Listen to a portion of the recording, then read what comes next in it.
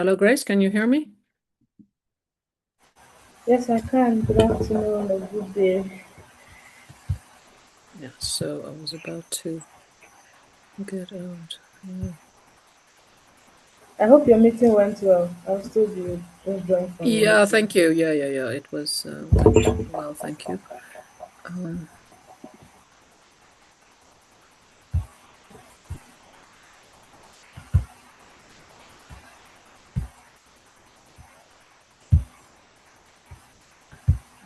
Okay, 1 minute and we'll be starting. Just want to admit everybody in the waiting room.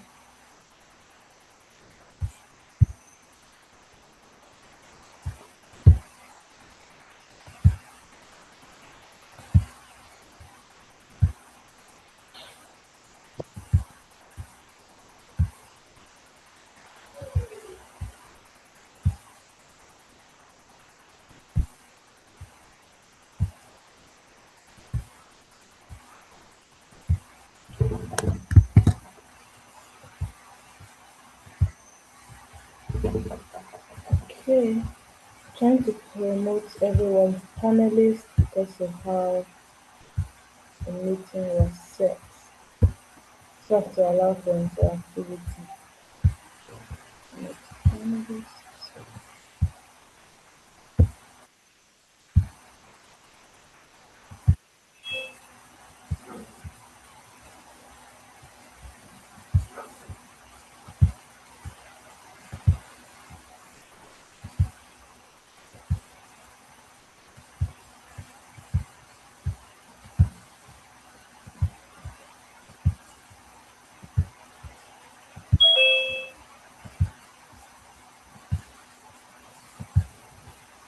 Okay, good day everyone and welcome to today's class.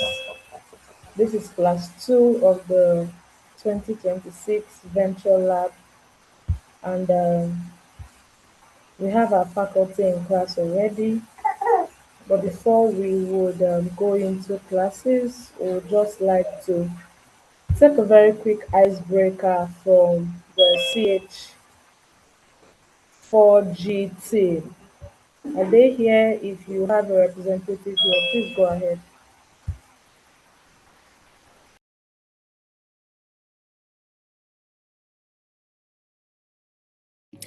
Just to mention, hi Prachi, this yeah, is hello. Tubosan Flyer. Yeah, good to see you and thank you for joining early. So, your session will start in about 20-30 minutes time. They'll just have an icebreaker and then they will do like a recap of last week's class so that you can Hmm. also follow to see what they've learned and then use that. So yeah, just you can turn Sure. off your screen while they're doing this. Thank you, clear. Okay.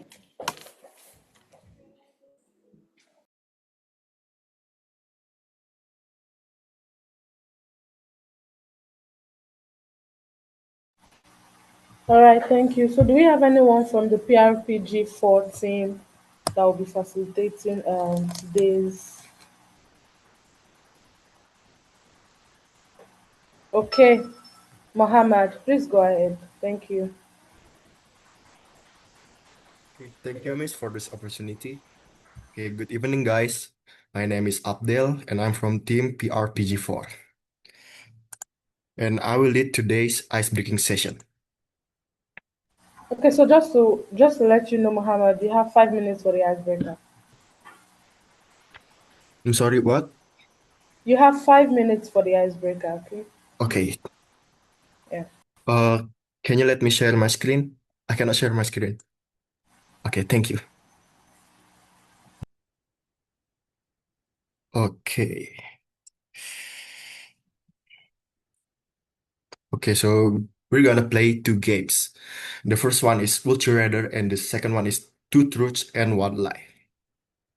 Okay, the first one is Would You Rather. So, food for your choice, and there is no right or wrong answer. Just read the question on the screen, type the answer on the chat, and you can also briefly share your reasoning. Okay, the first one. Would you rather be able to speak every language fluently or play every musical instrument perfectly? Come on, type your answer in the chat. Play music. Okay. Come on, more. Type, type, type. Okay.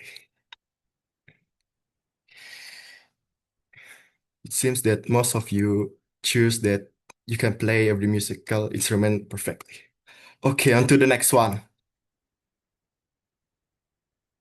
So, would you rather explore a live hydrothermal fan on the ocean floor or descend to the bottom of the world's deepest cave?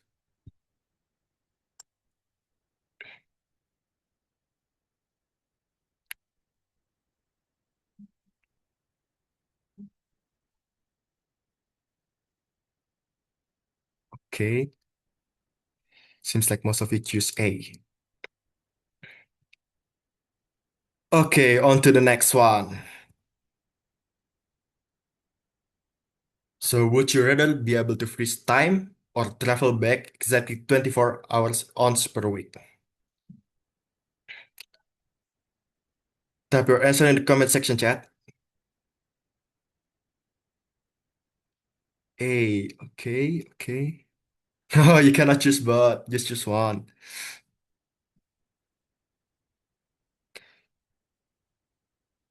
Okay. Okay, let's move on to the next question. So, would you rather live one full year with no electricity and or one full year with no running water? It's a hard choice. Oh,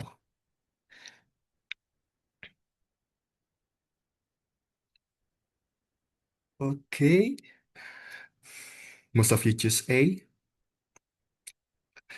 I think like I'm personally will choose A also. Yeah, true, true. Water is essential. Okay, on to the next one.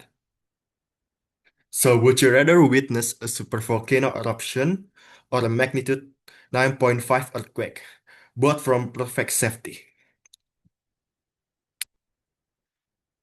Choose your answer. Come on, type in the chat.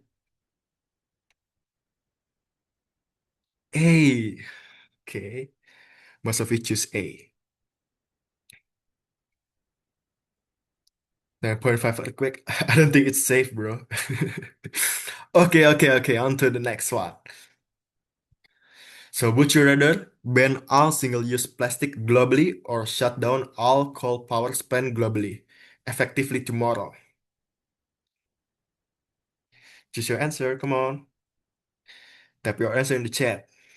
Hey, I think so too. Yeah, yeah. Hey, hey. Okay, okay. On to the next one. So the next game is two truths and a lie. So I will present three statements and you can vote on which is the lie. And I will present the answer later. Okay? Okay. Choose your answer. Which one is you think is the lie? One, two, or three?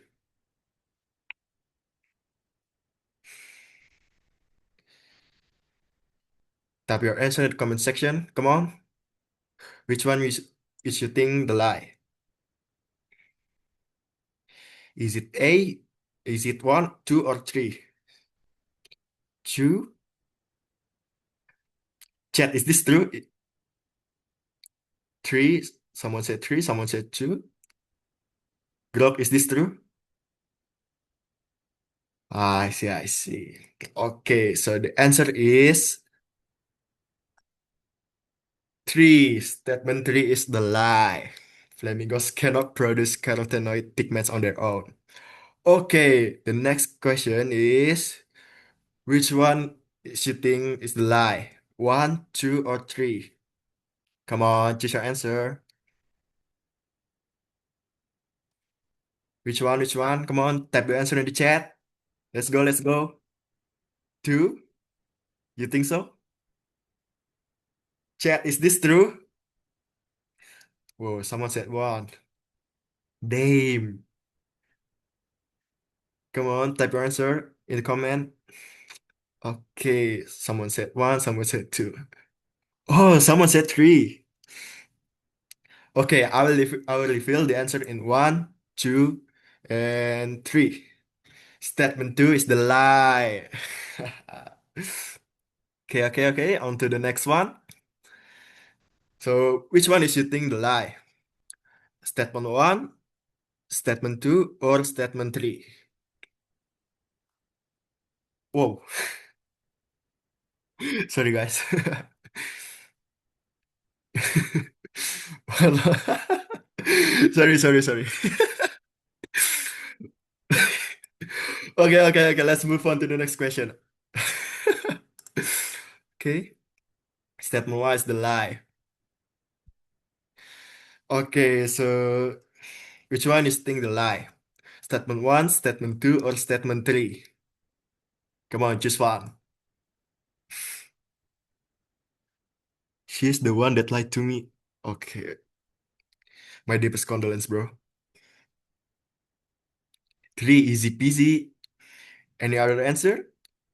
3, are you sure? Chat, is this true? Someone said 1, someone said 3. Come on. Okay. So I will reveal the answer in 3, 2, 1. Statement 3 is the lie. The Great Wall is not visible from the space. Okay, so that will be all for today's ice breaking session. Thank you for participating. Also shout out to Pro Ally and APG. Thank you. Thank you, Mohammed. That was really engaging. And thank you, everyone, for also supporting Mohammed, right? Really appreciate that. Was really engaging and nice to have. So we'll be proceeding quickly to um, we'll proceeding quickly to a recap of last class. That will set the tone for today's class. So I'll share my screen, and then you can either scan the barcode or use the link, paste the link in your browser, and you should be able to access the test. It's an in-class quiz and it's for 10 minutes. So once you start, know that the test is timed. Um, I'll share my screen now. If you have any questions, let me know or be in the chat.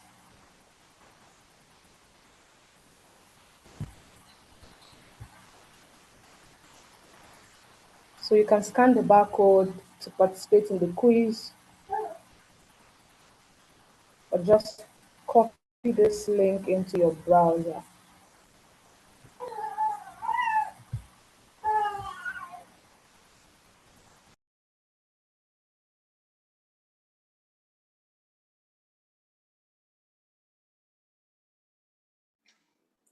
Can we have that link sent on the chats? Would that be helpful to everyone? Okay, I'll do Do you that have right it away. handy? Yeah, okay. If you have it, just copy it.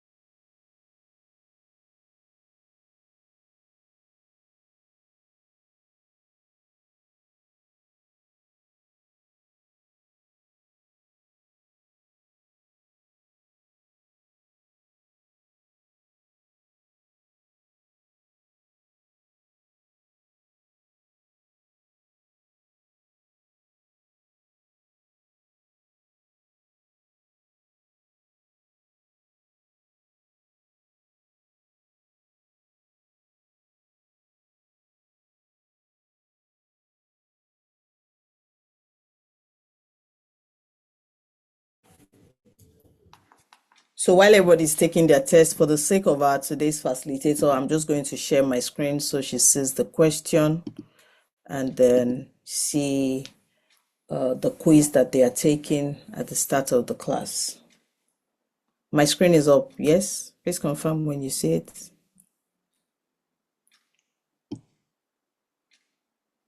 Great, all right. So don't forget your quiz is timed, it's 10 minutes, but these are the questions.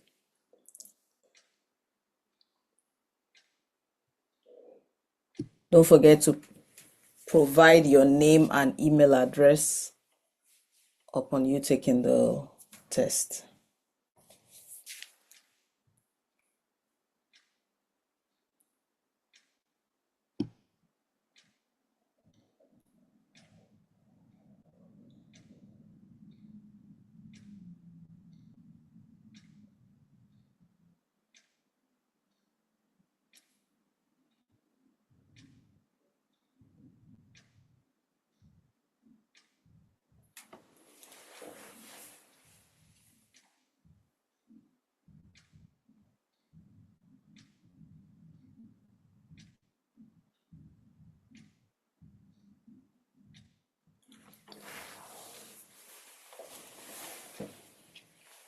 This is a list of 20 questions, so you do have roughly 1 minute, 59 seconds to one.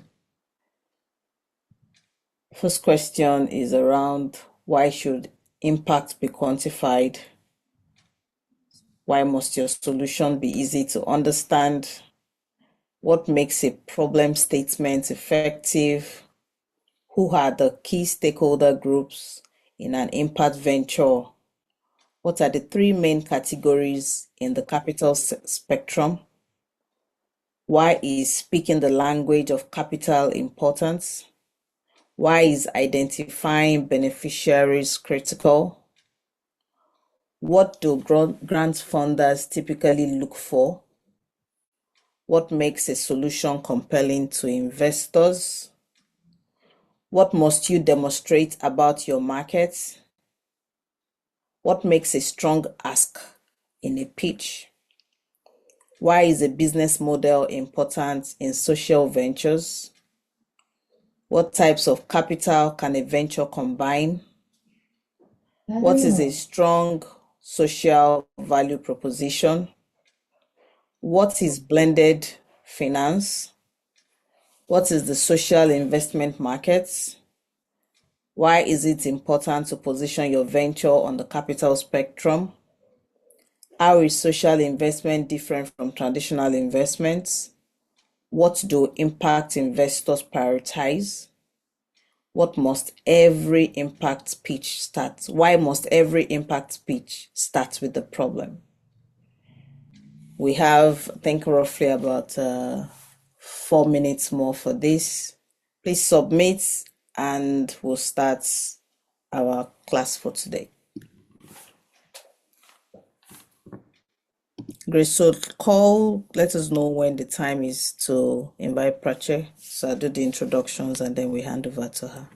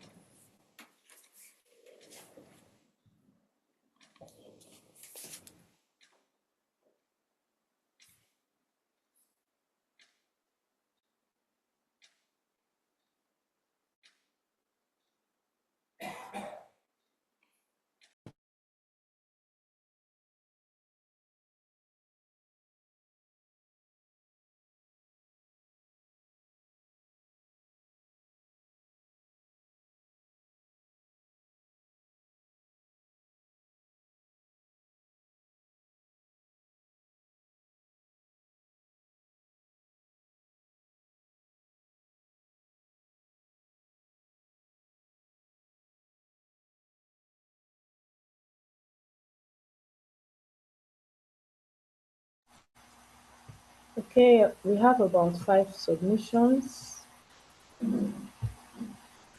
have 95%, 85%, 95%, 75%, 75%. That's good. Remember, everyone is supposed to do this. Everyone, not one person from a team. Every person is supposed to do this. And make sure you fill in your details, your name, your email address, so we can record accordingly.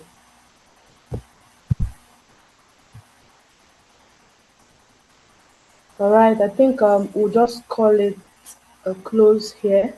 If you've not done it, I guess we'll open it after today's class so that you can do that before the end of the day, right? So I'll just invite Tia at this time to please introduce our faculty for today so we can get right into lessons. Thank you. Okay. Grace, to help the process, don't close it. I think they can finish on their own hand while I do the introductions so that we don't have to open that quiz again. And I'll just introduce Prache. All right, Yeah, that's fine. because we have about 3. Okay, so the stage is set for our today's class. I'm going to be calling on our faculty for today, who is joining us all the way from Netherlands. Please, can we have our faculty's flyer up?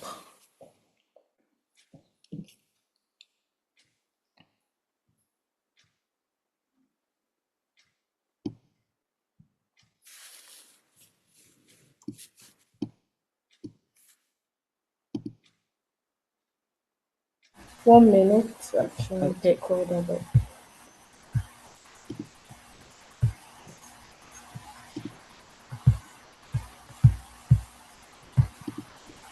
It's up now. Please go ahead. All right. So, yeah, it's my pleasure to introduce Prache van Brandenburg. She brings with her a rich world of perspective shaped by her experiences growing up as an expat child with Indian parents. We have 7 of our top 10 finalists from India. So this is, our own way of also driving inclusion as much as possible within this faculty and course learning experience. Prache's unique background has made her a natural bridge builder. She's deeply committed to connecting people across cultures, generation, and diverse background. She has a sharp ability to look beyond words and examine the strategic interests, assumptions, and perspective behind what is being said. Prache believes learning happens most powerfully through dialogue, especially with those who hold different opinions, in our case, different ventures, because it creates room for reflection, growth, and deeper understanding. Our values include human dignity, inclusion, equality, and justice, and this guide our work and our life. She embodies these values through compassion, patience, and curiosity in how she engages with others. Professionally, she's a trained lawyer with specialization in air and space law. She went on to build more than 13 years of experience in aviation, serving as an international negotiator at both the European Union and the United Nations levels, as well as senior policy officer. For the past decade, she has worked as an independent consultant, increasingly supporting businesses active within the India-Netherlands corridor. Through this work, she advises companies on compliance, legal matters, and public affairs. Class 2026, the cohort 3 of the Venture Lab of AAPG. It is my pleasure to invite you to welcome our faculty for today, who will be taking us on the topic Meeting Social Needs. Prache van Brandenburg. She's also the CEO of Avion BV, operating from the Netherlands. So a round of applause for Prache as we hand over the floor to her for the next 90 minutes to teach us how your ventures can truly meet social need and create impact for the world that we live in. Over to you, Prache, and thank you for coming on board. A pleasure to have you here. Thank you very much for these kind words in the introduction. Very elaborate introduction, I must say, but thank you for that. And I look forward to spend the next 90 minutes with you and interact. Just to add a few parts, which I think is relevant for this topic. I just stepped down last year from politics, so I was involved very much in the governmental side, first as a civil servant, and then I've also sat at the tables as a politician. And what you then see is that how impact and social needs come together at different forms and tables. I was a municipal corporator and I ran for Senate, so in the Netherlands. So that gives you a different perspective. So when I say perspectives, it's also when you hit different roles, you see the same question maybe from different dimensions. And I have had the privilege of doing that in many ways. And I think impact, first and foremost, is created through a number of ventures. And so in my presentation, the next 90 minutes, I will try to take you through different concepts like social needs, winning work, try to bring together how, let's say, maybe not your direct stakeholders, but especially the ones that are relevant would then, let's say, funders or government parties would kind of view your stuff. So, and through a number of few skills at the very end. That's sort of the thing. What I would like to ask is, I can see there's about 22 participants. I know it may not be, we may not have that much time to do so, but if I can have a quick round, so I would just understand where you're coming from when you're looking at some of these topics, so that I can integrate it in the choices I make for what part of the story I highlight further. Secondly, I would also like that if there are any questions that come up as we go along, I will try and stop in parts and pieces of the presentation to allow for a few questions at a time, just to make it a little bit more interactive. But at the same time, feel free to put your question in the chat so that I can kind of sort of lift those and take those up as we go through the steps, so I can see if I can integrate that in the answers or how I explain the further to make it as relevant to you as possible and rather less theoretical. So with that in mind, I would just like to do a quick round of just your name, what you do, and what you're designated, what you hope to take away from today. That's maybe the right question to ask.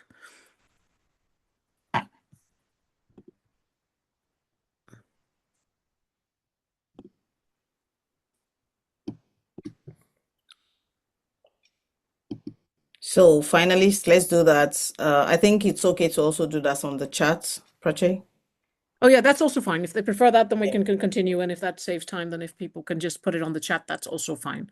If that saves the time, because there is a limitation of time.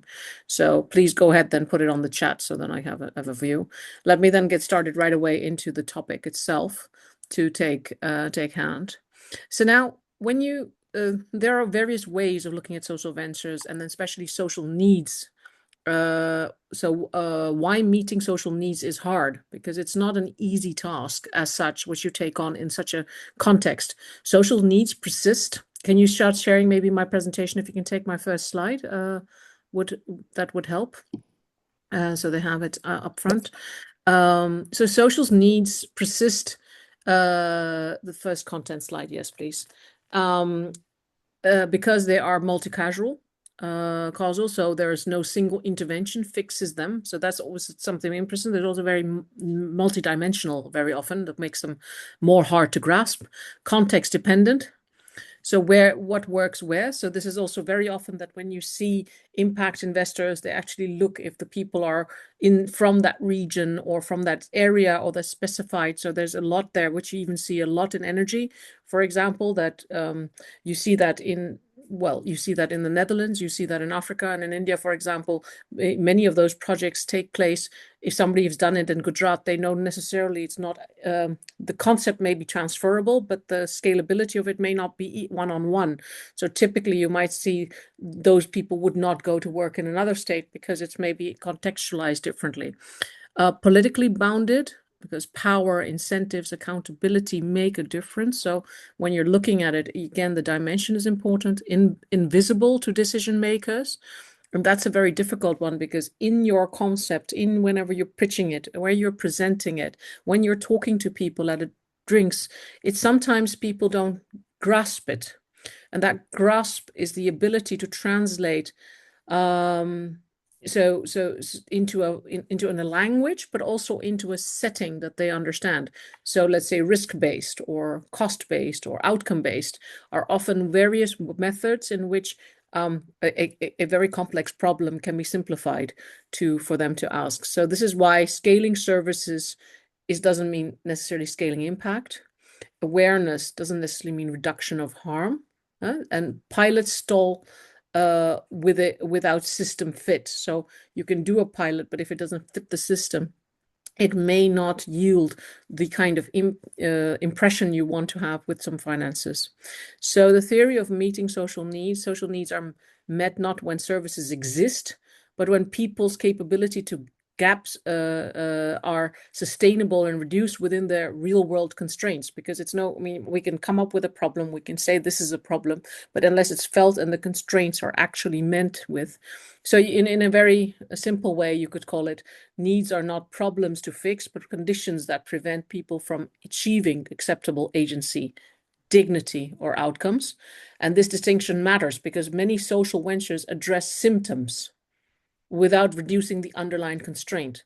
And this is very relevant because symptom management doesn't, it's like you go to the doctor and if he's only treating your symptoms, basically, to some degree, but he doesn't understand the underlying disease that you're suffering from, he could be treating you probably relatively wrongly. And therefore, it doesn't impact your health or doesn't change your health. And I think that analogy can be drawn to any venture that we take.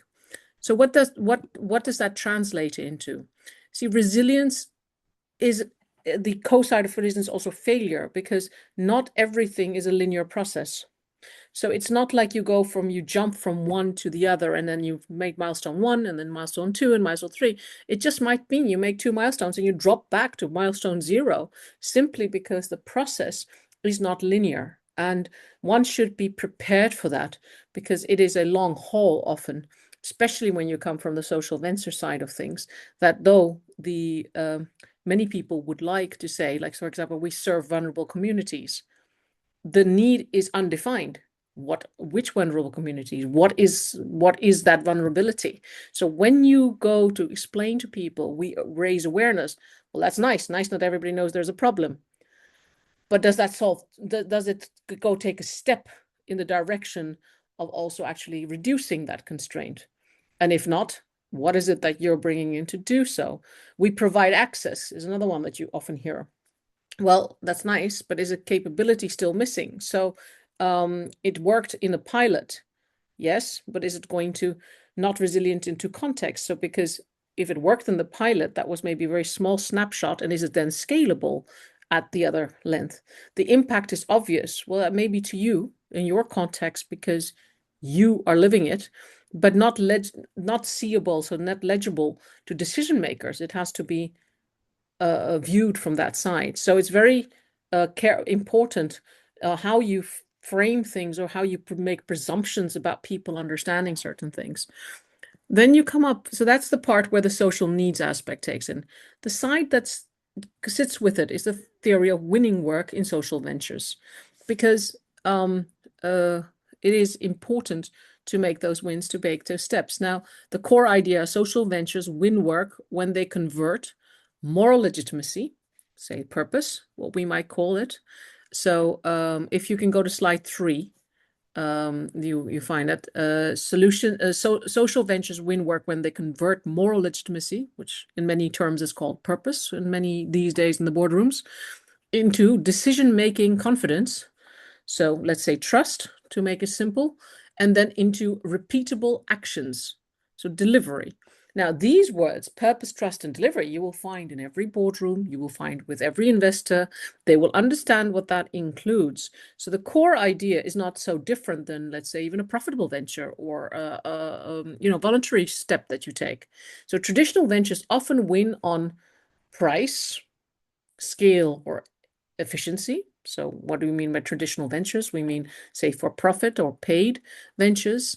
But if you look at social ventures, win when impact, which I saw was one of the issues you discussed last time, credibility reduces perceived risk for partners, funders, and clients. So the impact has to be credible and has to reduce certain things. So social ventures win work by transforming purpose into trust into delivery, and delivery into a repeatable credibility. And this is like a cycle. You might even I could have drawn it as a circle, right? And while continuously reducing decision makers' risk.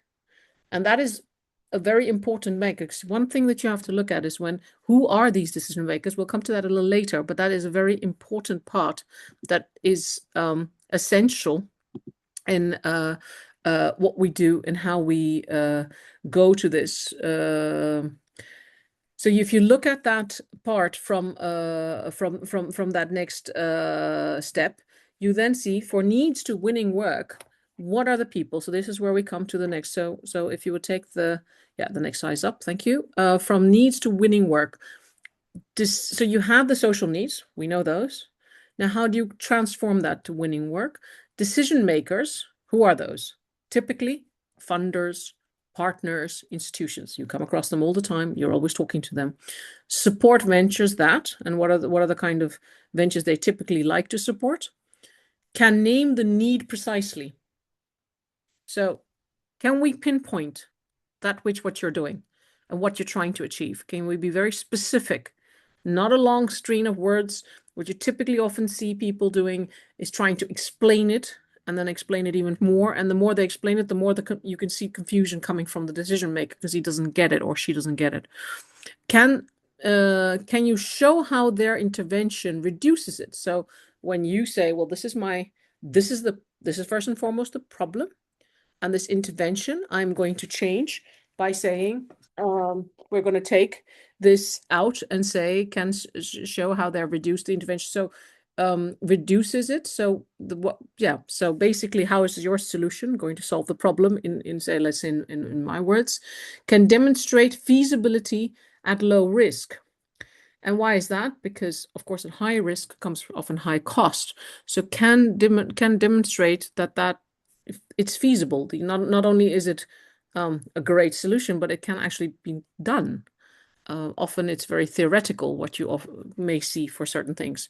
So successful social ventures translate human need into measurable constraint, moral urgency and operational clarity, and impact intent and decision into confidence. And this is why meeting social needs is inseparable from winning work. Because if you say, well, I'm going to look at, if you can't put them together, it doesn't kind of make sense. So that's very important. In the next slide, what I'm going to do is tell you first a story of somebody who's actually done a venture. And this is very Dutch-based, so it's not an international one. And I'll come to more international and more energy-based as we go along. But I want to put these in. Rebels is a concept, which was a total social venture with the intention to have a certain line of profit in that because the venture required a certain amount of spin-off for the people involved. And let me explain what it was about. The Rebels was a person and an owner called Karin Nijman. She was in Rotterdam and Hague, set this up through personal funds, crowdfunding, and some subsidies. So that was her range of how she got her funding. And she had 2 restaurants, one in Rotterdam and one in The Hague. And the idea was to take people who were ladies, particularly women, it was women oriented, who came out of jail for minor transgressions and whatever had been in in jail, to actually provide them with work, cooking, serving, getting involved.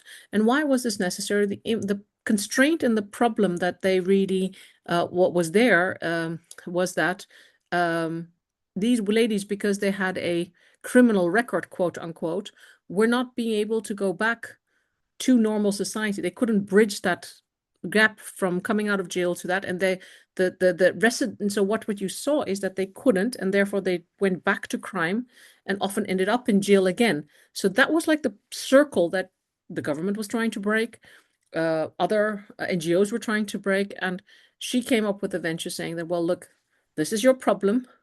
And by giving them a place to work, teaching them valuable skills, showing that they are not thieves and criminals and can serve well in society, I can turn around and then we can plug them from here into, let's say it would be a stepping stone to get back into the normal society. And once people have seen the track record, they would be more inclined to hire these people.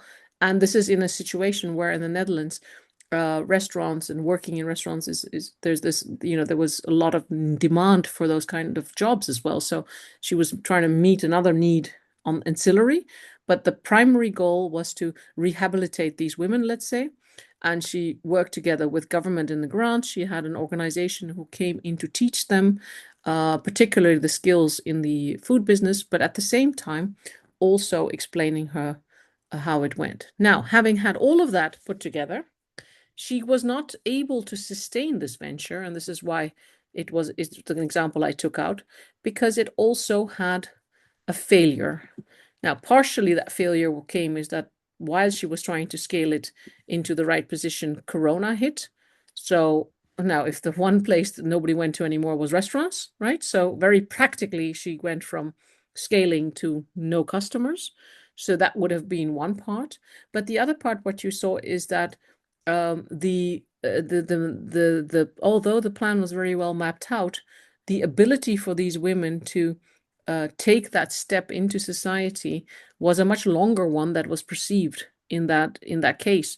So there was the funding required to make that, like, let's say, actual delivery was amounting to more, and there were discussions going on at the time on how do you achieve that pipeline.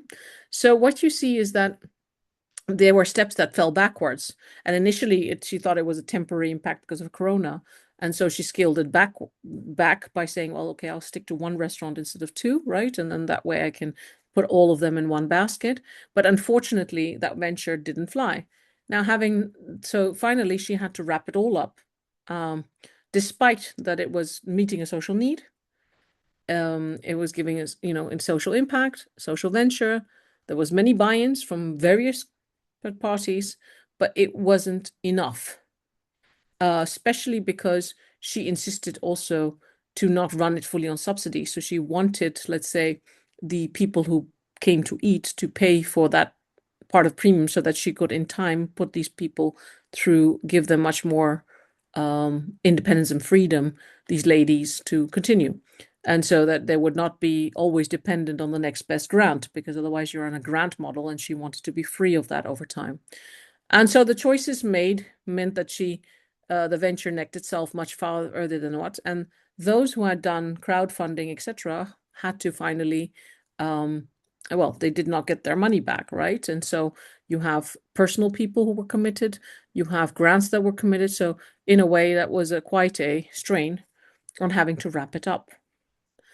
This example I'm giving is because it's very Dutch indeed, because in another society, it might have actually gone well if it had, the price points may have been different. The kind of help that you could get in certain cases would have different. So also locality matters. Places matter. Geographically, where you are matters, and the region matters. And this is something that impact people and funders and decision makers look at very, very strongly. So what you will typically see, they'll say, well, I don't know if I can fund this business because I don't understand the region, or I don't understand the area, and I can't place, it's not just the model itself, I can't place it in the locality we're talking about. So that's very important to be able to address that as you go along.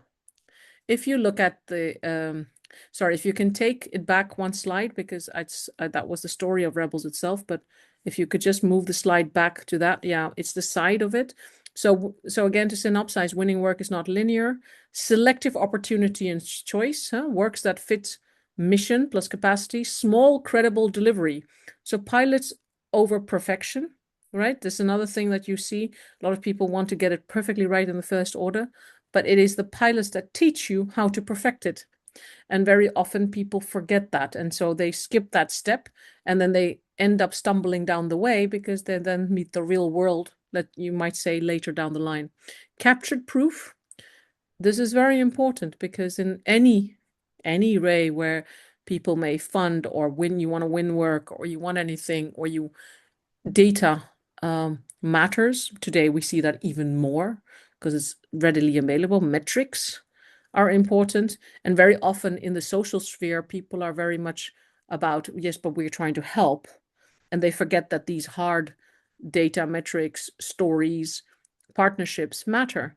Now, and data can come in many, many forms. So this is something we'll touch up on a little later, but people have this idea that data can only be how many invest in and invest out. No, you can create data. You can create your own data, as long as you can show a subsequent set of data that makes sense and that can be relevant to your case. So there are many ways of capturing that data. Increased trust and leverage makes it easier to say yes, right? So the trust factor we spoke about earlier as well. Bigger or better aligned work. So as long as it falls within a particular let's say a fund, an impact fund is very much for, like the example I gave, for reintegrating women into work, to start now, then they would be more aligned towards something like this than if that's a military fund, to make it very black and white. Ventures that fail to capture proof after delivery reset to zero. So what I mean by that is that ventures must finally deliver, if you put it in simple set. And otherwise, within the context of the people involved or the decision makers that you're trying to please, they will see it as being failure, and therefore they'll reset it down to a zero level. And then you have to build up that whole level of trust again, which is very much difficult if you've lost it in the first place. In the Dutch, they have a very nice saying that trust comes by foot and leaves by horse, which basically mean the one goes faster than the other. So it's a very odd translation, but that is particularly what that meaning is. So to come to the then the next slide, please. I'm going to do this slide, and then I'm going to open it up for a few questions, because then we've had sort of like a block. Know the client better than anyone. And this is research. I mean, today we have AI tools like Perplexity that can help you. But real research is often ground research, on the ground, understanding the actual pulse of the people, of the situation, especially in social contexts. In a profit area, you may be more involved with the project, but in a social context, it also is about people. So, and also, who is it that you're doing this for? So who is your client? Is it a literal client in the sense that you're doing the project for somebody? Or is it a client in the sense that this is who it's going to impact, and hence they can be considered a client in the the normal sense of the word? So what you're trying to do is to see what successes looks like for the client. So what are the outcomes? When you say outcome, when is this project successful? When is this venture going to yield a success level at which point that client is going to be happy? What's broken today? So what are the mistakes? What are the problems? What are the pain? Where's the risk? Where's the urgency? And that last one is very relevant, urgency. If there is 100 projects that somebody has to fund who have pitched for something, and they have to make a choice, and let's say down the line 3 are equally good, people will look at factors, discerning factors, to make a discriminate one from the other. And urgency is one of those factors. If I do this today, what urgent problem am I solving? And then who decides? So this is another one. People often see the face in front. They're very good at seeing, who stands there and says, well, I'm the one who makes the decisions. But is that really true?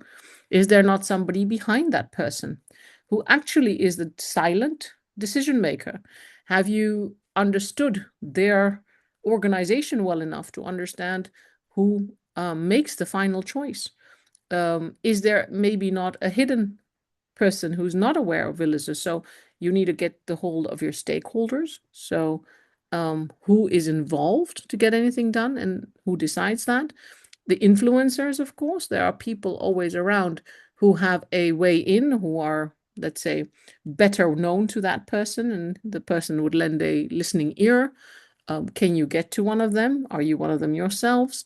Blockers, these are the people who do anything not to get your project off the ground, for whatever their reason may be, because they don't believe in it, because they don't like you, they don't like the country, they don't like the product. They exist as well. So when you say decision makers, there are many forms of decision makers, and you've got to be very aware of those before you can get a buy-in. What good looks like. So what I mean by that is, what are the measures? What are the timelines? What are constraints? So how do I get from A to B, basically? How do you map that? And is that a straight line? Very rarely. Very rarely.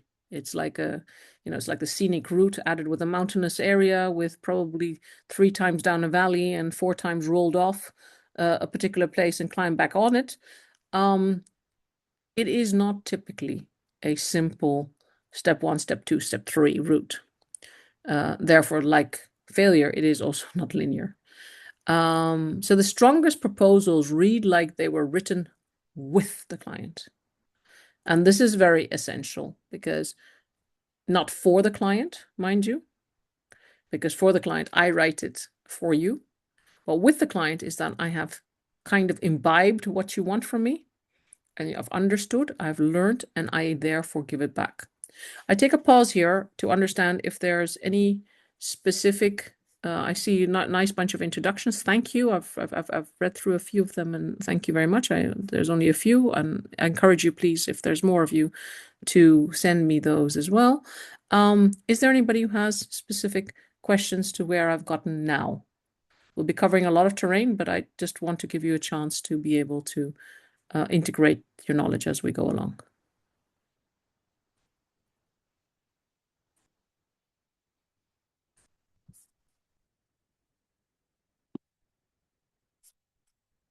If you do, please unmute yourself and just ask the question, because I don't think we have anyone in the position to moderate it in such a way that I can see it there.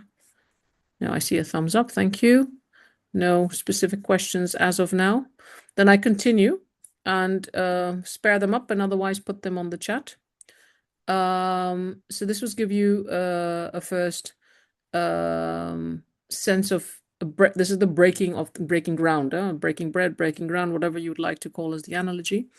We now go to see how do we start putting this together, because what are these impacts that put together? So now one is that I just told you this was a mapping of your landscape. These are the inputs. So now we're going to go deep dive a little bit further into what is it that you know and design of your product itself. See, this was your knowing the people around you, but what is it that you're going to do? So identify purpose and audience, because the word purpose keeps coming back. Defining your product's purpose and understanding the target audience is the foundation for a successful design and development. So when you look at a social need and you want to win the work that comes with it, you have to have a proposition, right? So you will design that in a certain way to meet a certain need. Right? So it's actually working backwards. And so to meet that need, you have to understand your target audience. You have to understand is the foundation for successful, so without understanding the target audience, it's very difficult to put together a good deck, right, of pitches, or for the pitch or for whatever else, but also to be able to actually deliver on that. Because I'm just saying, if my stakeholder, I think the stakeholder is a 90-year-old woman, I probably would do it differently if it's a 10-year-old child. And if it's both, I need to look at it very differently. So perspectives matter, audience matters. Research and user feedback. Conducting through research and gathering user feedback helps shape product features and aesthetics to match market needs. Very often people have the habit, however much we know it's necessary, out of maybe a wrong belief that perfection works from, what the perfect solution is.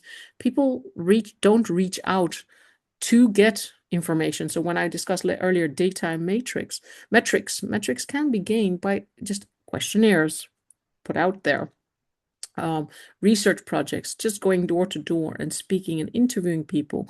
And these are skills we all know, and we also all know that these things exist, besides maybe existing research that has already been done with regard to things. So that's and that the importance of that is that you suddenly talk differently when you do your speech, because suddenly now you can explain the real reason behind, because when you were XYZ talking to so-and-so, you realized that this was the metric that is really essential. It wasn't about the level of the water, but it was actually about how little water there was, for example. And that small shift can have a huge impact on how you may give a solution and how things go. And at the same time, if you're actually designing a product, literally like a water pump or anything of that sort, then you would actually get feedback from people how it actually works or not, and what is the areas that it doesn't. Again, then when you're making a prototype number 2, it's very useful to take that aboard. And also to show to your funders or whoever, see, this is the solutions they require from you, because they want 4 or 5 other features, which my water pump today doesn't provide. So again, it's a depth of knowing your product and to be able to design it. Prototyping, testing, refining the product through prototyping and testing ensures that the meets customers' needs and delivers value. And that's got to do with that you take out the loop, the learning loop, basically, which comes into making physical products, particularly. You see it, but also in sort of solutions which in ventures of sorts. And what comes to mind is that, if you look at Amazon, for example, has a lot of products, many, many, many products, but they don't particularly claim that one product is best for one social society or the other. They leave it up to you to make that discerning choice. And then it leaves up to you, how do you shop? What is your preference? But mind you, they collect all that data. So although on the forefront it leaves as if you are being given every choice you have, at the back end there's robots, everybody at work, to ensure that what you get shown at you, just like social media does today, they will always try to curate it to your preferences, and so that you'd buy and that you buy again and you come back to buy again. And that's today a byproduct of what social media does to a lot of people, but nonetheless successful because it does manage to grip you in. And it is important that your product and your design does that for your audience or for whoever you're trying to solve the solution. Next slide, please. So a social venture. Yeah. There's a question in the chat. I don't know if you want to take it or you want to. Sure, I will. I think I missed it. So it's the second to the last one. Yeah, because I saw an explanation of somebody, Jamie. Yeah. Can you help me understand what makes a winning loop different from just repeating good work? Like, what does a loop make it actually reinforce itself instead of just continuing? Yeah, I get it. So thank you for that question. So the question here is, I think you can read along all in this chat. Can you help me understand what makes a winning loop different from just repeating good work? A winning loop is different that every bit of data and metrics or whatever you achieve and you understand. So every time you go through that loop, you improve. There is an improvement factor, or you change something or you don't. And unless of course you have a perfect design in place, which typically doesn't exist in most places in the world, it's either an add-on feature but it's an existing feature as well, that the way you go about it. So I think what it may look like a repeat, but in the next cycle you are actually adding in what you learned from the previous time you went through it. And those learnings could be at different levels. It could be actually in your design in the product, but it could also be in the ancillary stuff that holds together with it. Might it be the locality or the color or stuff like that? So there could be very small Bain things, but they enhance. And I think that's the difference between doing it in the simple sense. Of course, in the more drastic sense, you've gone through the loop once and you realize the loop doesn't work. And therefore, you actually have to go back and really go down to back to the drawing table and say, okay, well, this loop didn't work. What's the loop that I should be in to make it work? So it could be in two extremes. Does that answer your question sufficiently? And you can unmute yourself if you want to answer it. All right, super. Thank you for the thumbs up. Then I continue to the next slide. Here, the question becomes an interesting one. See, we all talk about stakeholder analysis as big words, always big words. Specifically in the boardrooms, you see it. Specifically, you see it in the people who make decision makers like these words. But now what is it? What are we looking at, right? A social venture meets social need only when all three stakeholders logics are aligned. So here I am introducing the idea that there is not one stakeholder. I'm introducing the idea that there are more than one stakeholder that you have to satisfy when you are specifically looking at a social venture. It's true probably of a profit one as well, but in a different sense, because that comes at the questions very often. So we will differently, so we won't cover that. But when you look at the social venture, you have. And so what are my three stakeholders? Let me list them. They're in the first column. Stakeholder group. You have people affected, right? So the beneficiary communities, the people for who you are doing this as a social, whose social needs you're trying to meet. You have decision makers. They too are stakeholders. People tend to not take them into play. They tend to see them as a sort of, end of the road part, but not. They're actually integratable in your entire process. And the earlier you realize they're your stakeholder, the better you probably will be versed to meet their needs. So decision makers like funders, like partners, like institutions of any kind, right? And then there's those that are deliverers, that is actually you and your team and potential partners. They too are a stakeholder in this. And some theories try to reduce stakeholdership of all external factors, but technically internal factors determine success. So if you start seeing, you don't realize that, I'm just saying you have a team and you have a fantastic team in every which way and well, but you're missing that one person who knows how to use AI in today's world, for example. Can't hardly exist, but but you don't have somebody who is versed enough with that. Would happen very easily in a group of people of my age who are all 50 plus. They're just putting about AI, just learning about the ropes. Whereas that might not happen in let's say where you guys are at, or where students and where my children are at, where they're using it in a much more integrated manner from college, from school, and whatever. So it's important that you have a grip on that from the very beginning. So therefore, what is the core question that you ask for each of them, right? What is it that you're trying to ascertain?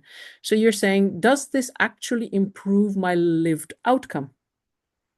Right? So the ones who are beneficiary communities who are affected, you would like them to, this is the question I will ask. You're doing this for me, great, but does it actually improve anything, or do I go 10 steps backwards? Why did you have this proposition in the first place? Is it even a problem? Right? And that last one is what your decision maker would ask you. And then what they need to see, I'm going to take those two columns together. So what they need to see is a reducement of their constraints. I mean, if I have a problem going, I'm going through a road and it has potholes, I would like to see less potholes, obviously, because that would be the problem. I can't drive my bike or my car without damaging it because I have potholes on the streets. And dignity, which is something that I upliftment often in many communities. Let's say it's a community that is considered backward, isn't integrated, is not accepted in certain societies, whatever. They would like to see dignity, and so do obviously existing communities who are already in a position to demand it. But often there is, dignity. You might even call it respect sometimes. That I'm seen and I'm heard and I'm actually here and I'm definitely somebody that is relevant. And you see that very much in inclusion and diversity topics in social needs, such as women's affairs, kids affairs, very much groups, transgender, other types. So the groups that are often slightly out of the periphery of the mainstream, you might say, are typically often the ones that need dignity and respect to maybe even collaborate and be part of something. And then real capability to change. So of change, that change can actually happen. We can talk about it all we like. We can come up with 100 designs and analysis and everything on paper. But if it can't be effectuated, what does the beneficiary community get out of this? Why would they buy in? Why would they support that venture? Why won't they go around sabotaging it? And in some places you have beneficiary communities that are not happy with your idea because they don't share the vision or they don't see the vision. Now that's a big difference. Which of the two is it? They don't share it because they have a different opinion and another approach, or they don't see it because they're so rooted in their ways that they can't see change or differences or new step. And depending on which of the two you choose, you have a completely different approach on how you deal with them, how you integrate them into your proposal and your project. Where it comes to decision makers, there are also a bunch of people coming from all walks of life. Is this a safe, credible, and worth backing So is it what they typically say, is it bankable? They mean, okay, can it financially be put together? But hey, even if I can say it can be financially put in, what is my ROI? What's my return on investment? If I put in 10,000 euros, am I going to actually get something out of it? And let's say I do it for non-profit, then at least I want to put in and say, okay, well, I put in 10,000 euros in your wonderful venture. But hey, if that's going to be burnt up on you traveling from A to B with an airplane, I'm sorry, I don't want to spend 10,000 euros on your travels. I've spent 10,000 euros getting impact on these beneficial communities that mean so much to me. So that is what you say, is it safe? I.e., will it carry to its destination? Is it credible? So am I not funding terrorist activities on the side by mistake because I don't realize that this community has other issues as well? Is it worth backing? And I'm just taking very random examples. It could also be, terrorism is an example, but it could also be that if somebody is there to actually benefit, all they want is to have a certain amount of money and they can run through that. And then I've been frauded, right? And then worth backing. And so then you see what they what they need to see, therefore, is evidence. Go back to data, you go back to metrics, you go back to solid testimonials, et cetera, et cetera, et cetera. Bringing up evidence is done, and evidence-based is even better if you have done some research or there is some, typically something that's done academically or otherwise. You want to see how feasible it is, feasibility. The risk that you have perceived at the fore end, you want to see it reduced, preferably down to nil, but at least a significant reduction so that you can buy in and say, well, it's not going to go poof up in the air. And a clear ask. And that last one is a very interesting one. People tend to forget that one. Once they have done their first preliminary stuff, they've put this together. They ask the question at the very forefront, typically. But as you go along, you have to keep putting certain questions back on the table. They don't fall off, they mutate, they change, they get a different level of importance in a trajectory. So it's very important that you don't, say, oh, been there, done that, and that's not relevant. No, because for every step, you may have to tweak it again. So what's the clear ask? What are they actually asking? Then you have deliverers, which is, like I said, those are your team and partners. Everything stands and falls with delivery. I mean, when I was in government, you had two types of civil servants. I wish to say there were the civil servants that came in, worked 9 to 5, and most of their work consisted of talking to people, drinking a coffee, going through to different organizations and having some information, but their output was very limited to none. And then you had a bunch like myself who always ended up working longer hours to compensate for those who didn't have it. And why? Because they were actually they did have to do stuff from a government's perspective to deliver to the end user, being your citizen, or to whatever. I'll give you a very cute anecdote. I remember at a very young stage, I used to do permits. I used to give every aviation permits out from the government. And at some point in time, I called somebody at, I think, 5 to 6. That gentleman, I think, fell off his chair, an elderly gentleman, from what I gathered from the conversation, and said to me, no, you can't be calling from the government. I said, well, I am, but is it a problem? He said, no, it's not a problem, but it's after 5. In his whole world, somebody calling from the government after 5 was not a possibility. I said, well, and he said it so many times that I finally said to him, I said, sir, if you're more happy if I put down the phone and call you back tomorrow at 9 o'clock and give you an answer to the question you had, I gladly do so. I just thought it would be sensible to call you as soon as we did have an answer for you, and so you could get ahead. And for him, that the fact that there was that possibility didn't exist, and he was, at the end of the day, no, continue on your call, and I really would like an answer to know if my permit can go through or if there's any changes I have to make. So what I'm trying to say is delivery is everything. And there were, even if you look at governments, especially in the early 2000, there was a whole scheme that had come up with within governments for the UK. There was books written out about, especially in the time of Tony Blair, which was very much that there was a third path, how impact could be done by governments, and that there should be that one of the most essential criteria there was last mile delivery.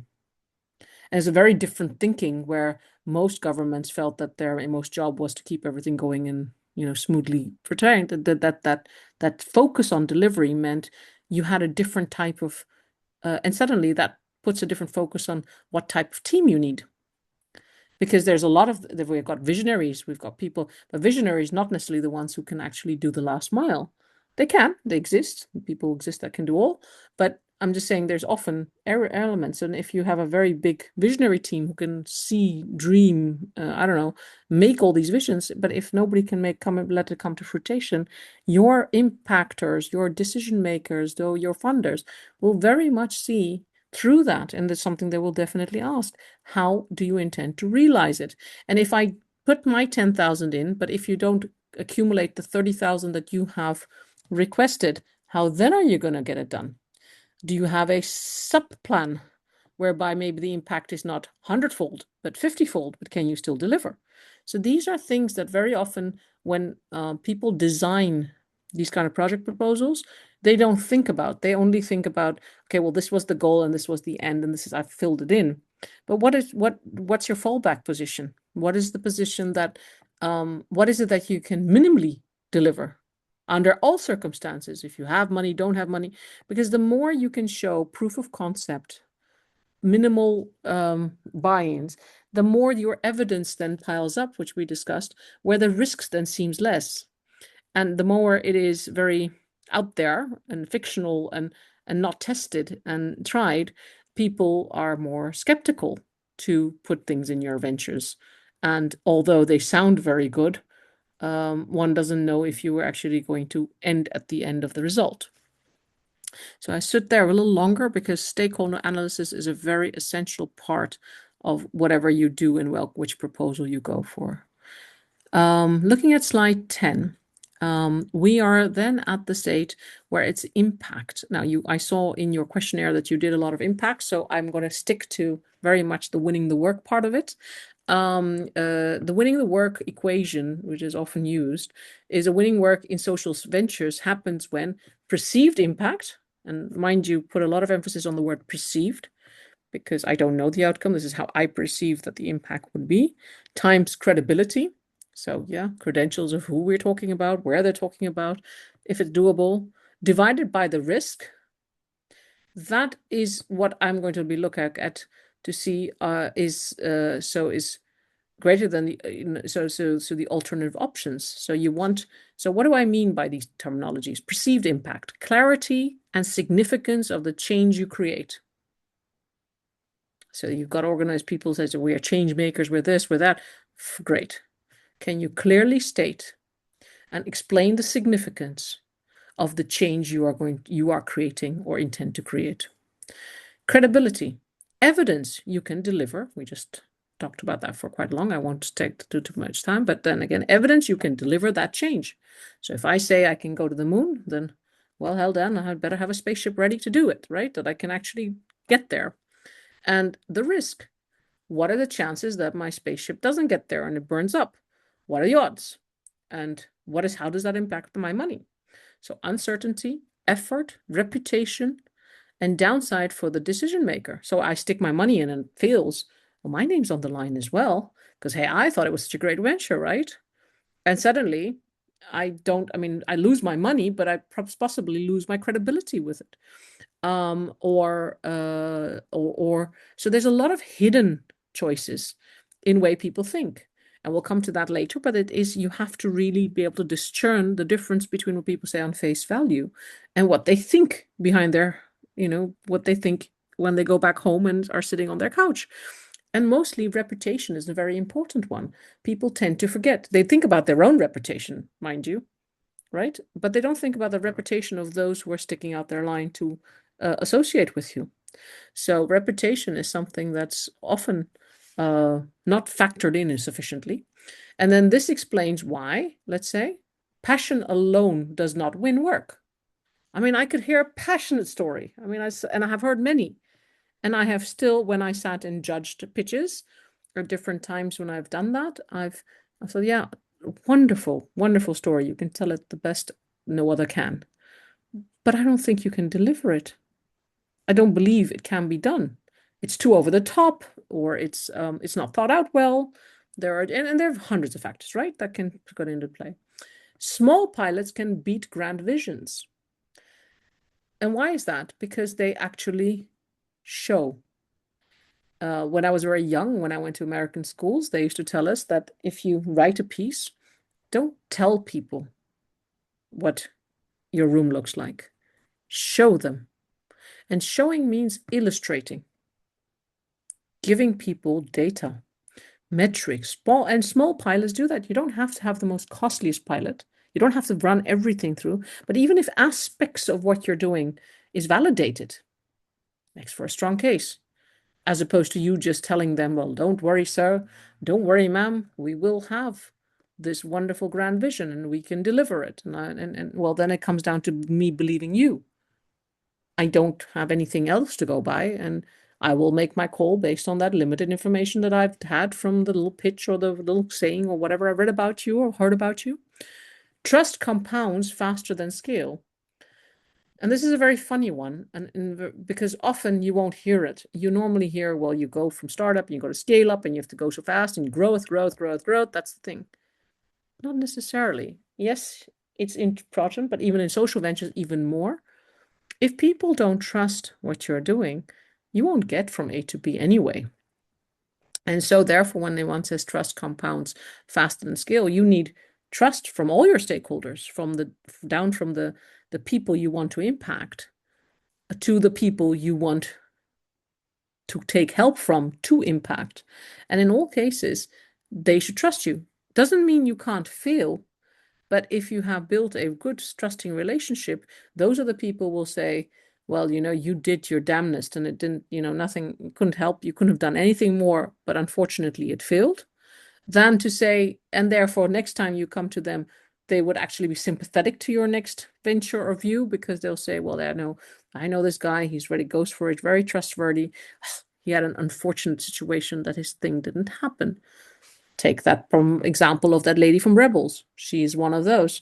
And so tomorrow when she goes to the same government body or the same people to fund, they said, no, of course, we'll reconsider your new proposition because we know you did everything to make it work. So trust is something you build not only for today, you build it for all your ventures in the future. And this is something very relevant to keep in mind. Now, what does that do? Then we go back to the similar graph what we had earlier when we were looking at social needs. Now we're looking at the winning and the impact side of it. Failure. These are the kind of words you often hear people say. And what does it really decoded mean? They loved it, but they didn't fund it. What's really happening? Moral legitimacy without execution confidence. So yes, they loved it because it was such an important topic, but they didn't believe that it can be done in the form that you have given them. They said it was interesting. Impact not framed as a decision problem. So it's like, okay, could be something, but it sounds interesting. Now, this has another take in another language if you try and translate. Typically, in the Netherlands, if you say something is interesting, it's a starting point for a discussion and to grow from there. In England, if you would say, somebody would say it's interesting, it's typically a nice way of saying, I'm not going to, say it's not good, but interesting is basically, well, just don't pursue it any further. And now, if you've got two people sitting on two sides of the table and one guy's Dutch and the Englishman is there's all the start of a complete cultural crash in language, right? Where the Dutch guy will go back home and work very hard to come up with a proposal, and the English guy, when he gets it, says, I thought I said to you in a very subtle way that don't pursue it further. They went with a bigger organization, and this will come back, and we'll come back to that a little later. Risk transfer, not value comparison. So they're not willing to take the risk because you're too small, and they're afraid that you'll burn before you can actually achieve. And there you come it. We got the grant, but burnt out. And this is what typically has happened in the past. Opportunity not filtered for sustainability. So it's not enough to be able to manage the first 3 months and 6 months. You have to manage the entire period that this whole project runs. So if you top heavy financially at the beginning, then obviously you're not going to be doing very well at the end. And sometimes you're lucky, you're bailed out by a situation, but not always does that luck precede you. Next slide, please. So again, after I done this one, so this is a case study for another friend of mine. The Rebels lady was as well.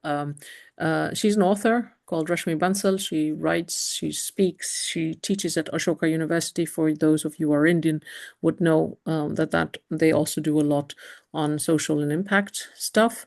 One of her books, she wrote many books on MBAs and various other topics, but one of her books that resonates very interestingly is a book on a very well-known NGO in India today called Akshapatra, and they provide meals to people, to children particularly, and they started a long time ago. So her book, God's Own Kitchen, is actually a explain of their journey. And the reason I pulled this out is to explain that impact comes in many ways. You could argue that where is the impact in the one or the other? Akshapatra itself has grown, so it's much more better known. It's one of the better known NGOs today, but it was started off in only and today it started off in 5 schools and in the inception in 2000. So they're now nearly 20. Yeah, they've just celebrated their 25 years. They started by feeding 1,500 children, in particular in Karnataka and Bangalore. Akshapatra Foundation has come along, and now they have a network of kitchens that spans 78 locations across 16 states in India, 3 union territories, enabling them to reach to nearly 2.35 million beneficiaries in more than 25,768 schools. And schools and Anganwadis is type of creches or smaller places where kids play.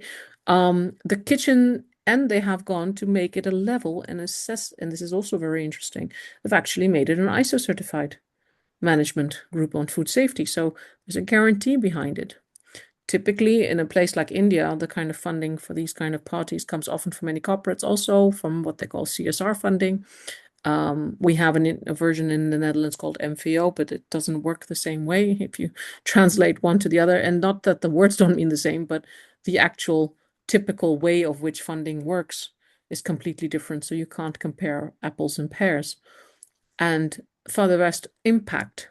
So what I'm saying is that a small venture that went to do one thing has gone so far and done so much more.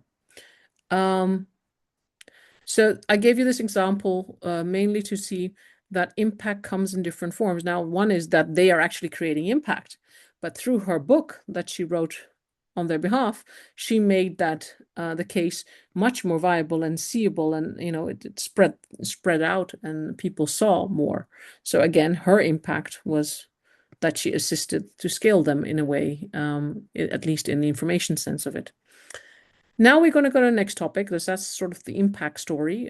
We're going to go to what's very essential: grants, subsidies, and aligning funding. Now, I realized from the kind of questions I saw at the very beginning that you have done a little bit on grants.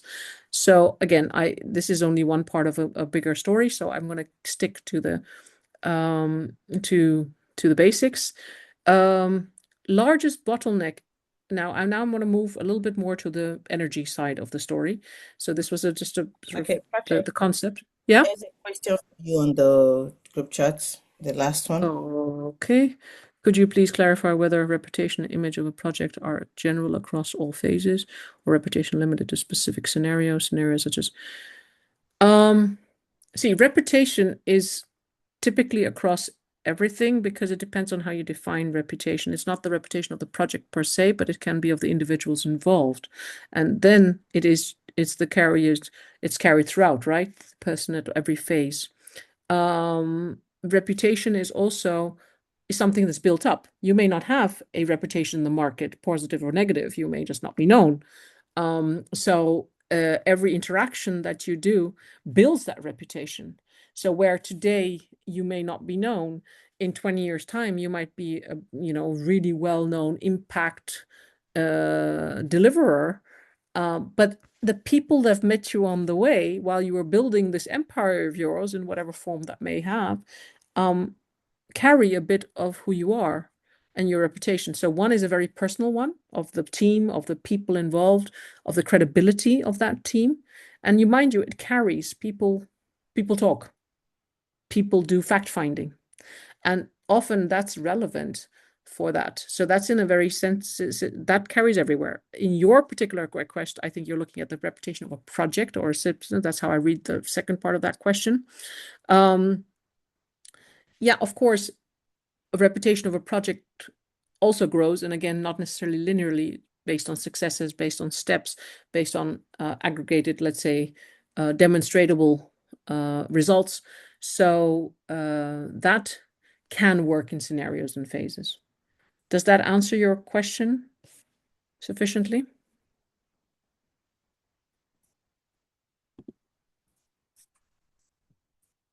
Okay, thank you. Okay, to go back to the grants and the subsidies. So like I said, this unit is particularly now going to be, I've got 2 more units. So this unit is more on the energy and the transition with very much in the energy sector with examples and et cetera for that. And then the last will be a skills-based, looking at the time, the skills-based unit.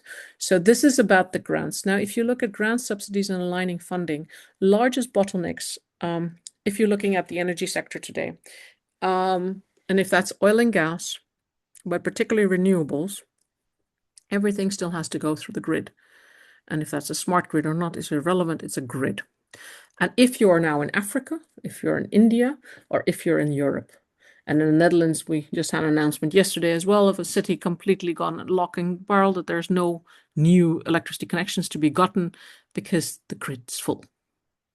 So when you're looking at a proposition, anybody today, as a funder looking at your proposition, is saying, well, okay, you've got a great plan. How are you going to translate this renewable concept? So if I had a plan to put a solar park down, let me make that very clear. Great. They can see the reasons for doing that in Africa with the lovely amount of sun you have out there, or in India, or wherever else, and for that matter, even in the Netherlands, they'd say. But now, to actually get the project approved, workable, and actually delivering, you need to go through the grid, because the solar panels on their own won't get you anywhere. They're not tied to a turbine and that's all they run. No, they are typically tied to a place where they finally have to make it into the electricity network or charge your car or charge whatever. And so is my problem not your solar park doesn't look good, but how you're going to actually plug it in to make the power work. So this is one of the questions that we all know is a bottleneck. So this bottleneck will always be looked at from a funders and a subsidy perspective. How have you covered this potential risk? Because therefore it then doesn't translate even on the bottlenecks, translate into risks. Then what you will see is that typically especially in energy projects and renewable energy, but any types of energy projects, very much there is a local angle to it. See, something in Saudi Arabia, where I grew up as a child, will have a very different look and feel to how they deal with oil and gas in Qatar, for example, than how they deal with gas in the Netherlands, where they all had their own gas fields, they all had their own gas things, but how they do is very region specific. And it's even so far region specific that it even comes down to often villages, contextual in language, or contextual in how things are rolled out, political constraints. So often a team that can do the project in A, there is no guarantee you can pick up that team and put them in locality B, as I started with in my introduction, and have the same rate of success.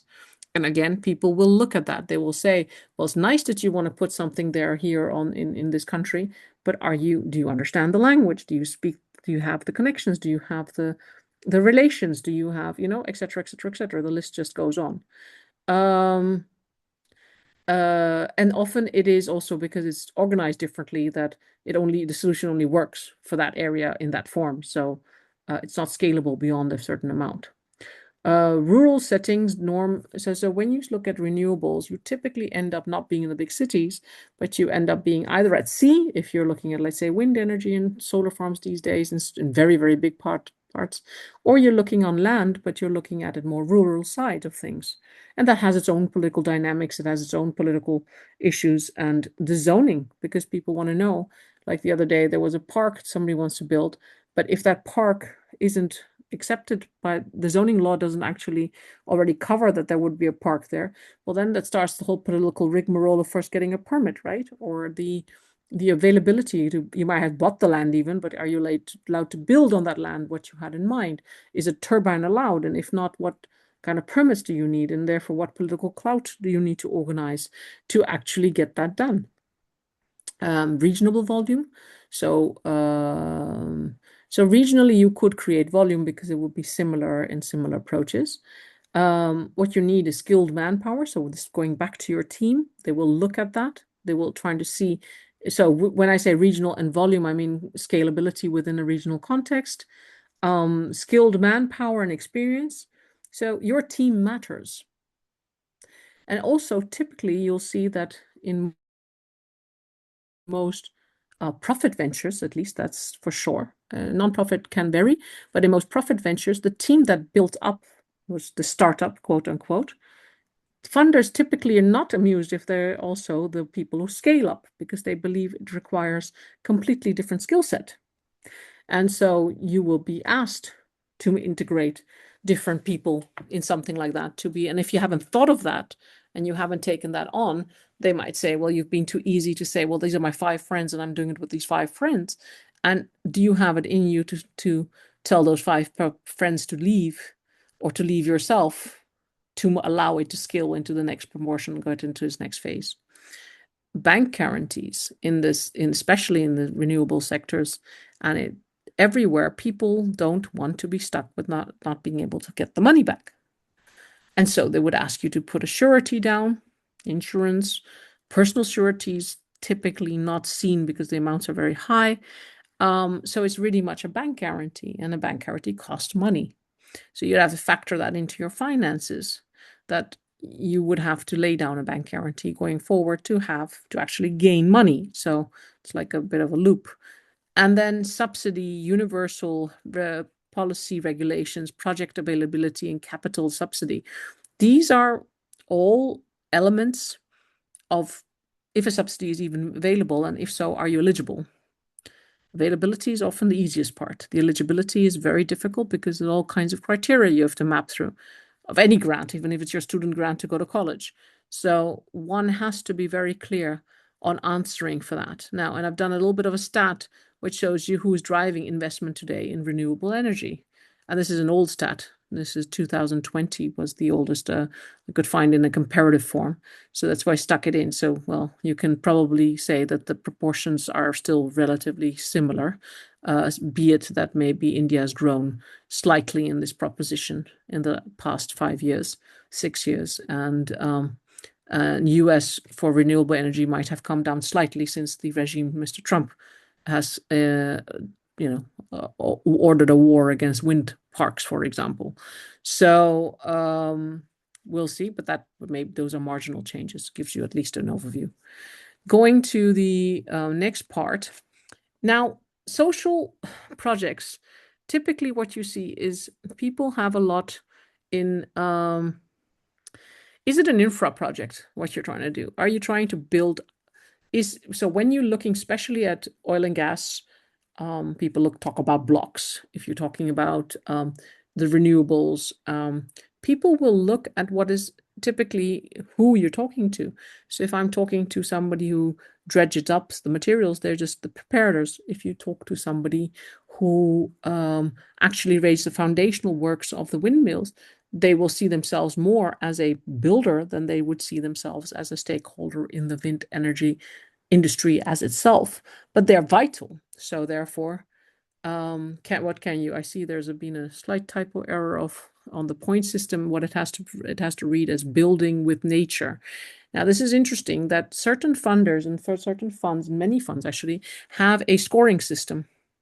And in the scoring system, governments, for example, the Netherlands government wants to spare the nature and looks at sustainability as a very strong point. So companies that can show that, let's say they leave fish intact when they build certain big windmill parks, or it doesn't disturb their breeding grounds or whatever, if they build with those kind of concepts in mind, they get extra points for actually winning the tender. So in Europe specifically, there's also this whole thing about CO2 exchanges and everything, which you don't see in other parts of the world. But again, if you are doing good on that stat, you obviously have a step ahead. Then you have the consortium versus standalone. And this is also very important. People are very often, when they do especially build, they are standalone. They might have a few friends to which they do this together, but still in the concept of the own company. And often, if you're too small a party, you are in a better position to be in a consortium where the bigger player already has, say at the table, and you can deal and provide that USP, special unique selling point that you have, which the bigger party can't provide, but therefore there's a synergetic advantage. So I would encourage you to actually look when you're building your ventures, how much do I gain from being standalone, or are there parties where it's worth pitching to them to do it together, or you already know them, et cetera, et cetera. Another thing you see is in the funding cycle is hedging. Now, right now, there's a good example with airlines.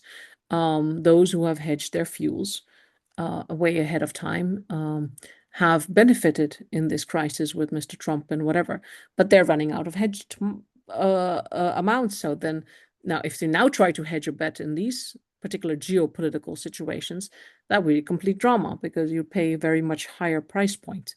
So again, it's important for maybe parties that bring in steel or do something else, also because the CO2 points can vary then, and the consortium may be a more nicer partnership to pursue to get your solution in place. So hedging and reputation we already spoke about, so I'll skip that. So to give an idea of the Indian solar energy milestone, we're now at 25. Well, lakhs in Indian is 100,000. So 25 times 100,000 is what you have to see, is about plus homes have now solarly powered. The greatest impact has been in the following states: Gujarat, Maharashtra, UP, Kerala, and Rajasthan.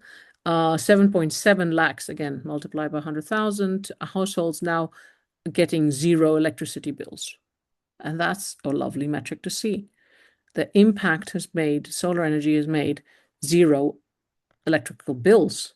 And that's a big metric, especially when you can put in the numbers. And this shows you how these metrics are done. Next, we're going to go to the African setting. If you look at Africa, you see, and these again is prognosed the coming years. Under an achieved commitment scenario, the renewable capacity buildup in Africa would significantly accelerate in the next decade. So the anticipatory part, now statistics like this, done by, let's say, different bodies, also help because people actually, it's not your story against theirs, no, but they now have research based. So for push renewable, we'll put it at what price, and then therefore important are price points, volatility, price dynamics, risk analysis, geopolitics. I mean, your Strait of Hormuz is closed. What does that impact you? So these are the elements that are taken care of. That having been said, I want to go to a nice case before I go to the business modules, is the sustainable energy for all. Now, this is an important part because if you look at the way the world works in energy, you will see that many of them are bigger players. Getting in there for smaller players is becoming increasingly more difficult, you see, because people want evidence that it can be done, and they want impact. And this is an organization that's actually been established on the lines. It's Vienna-based, but has a big presence in Africa. That's what they do. And it's an organization very much in strong cooperation with the United Nations, which has a partnership there. And so Sustainable Energy for All is an international organization working in partnership with the United Nations leaders in the private sector, financial institutions, civil society, to get Sustainable Development Goal 7, which calls for universal access to sustainable energy by 2030, and the Paris Agreement.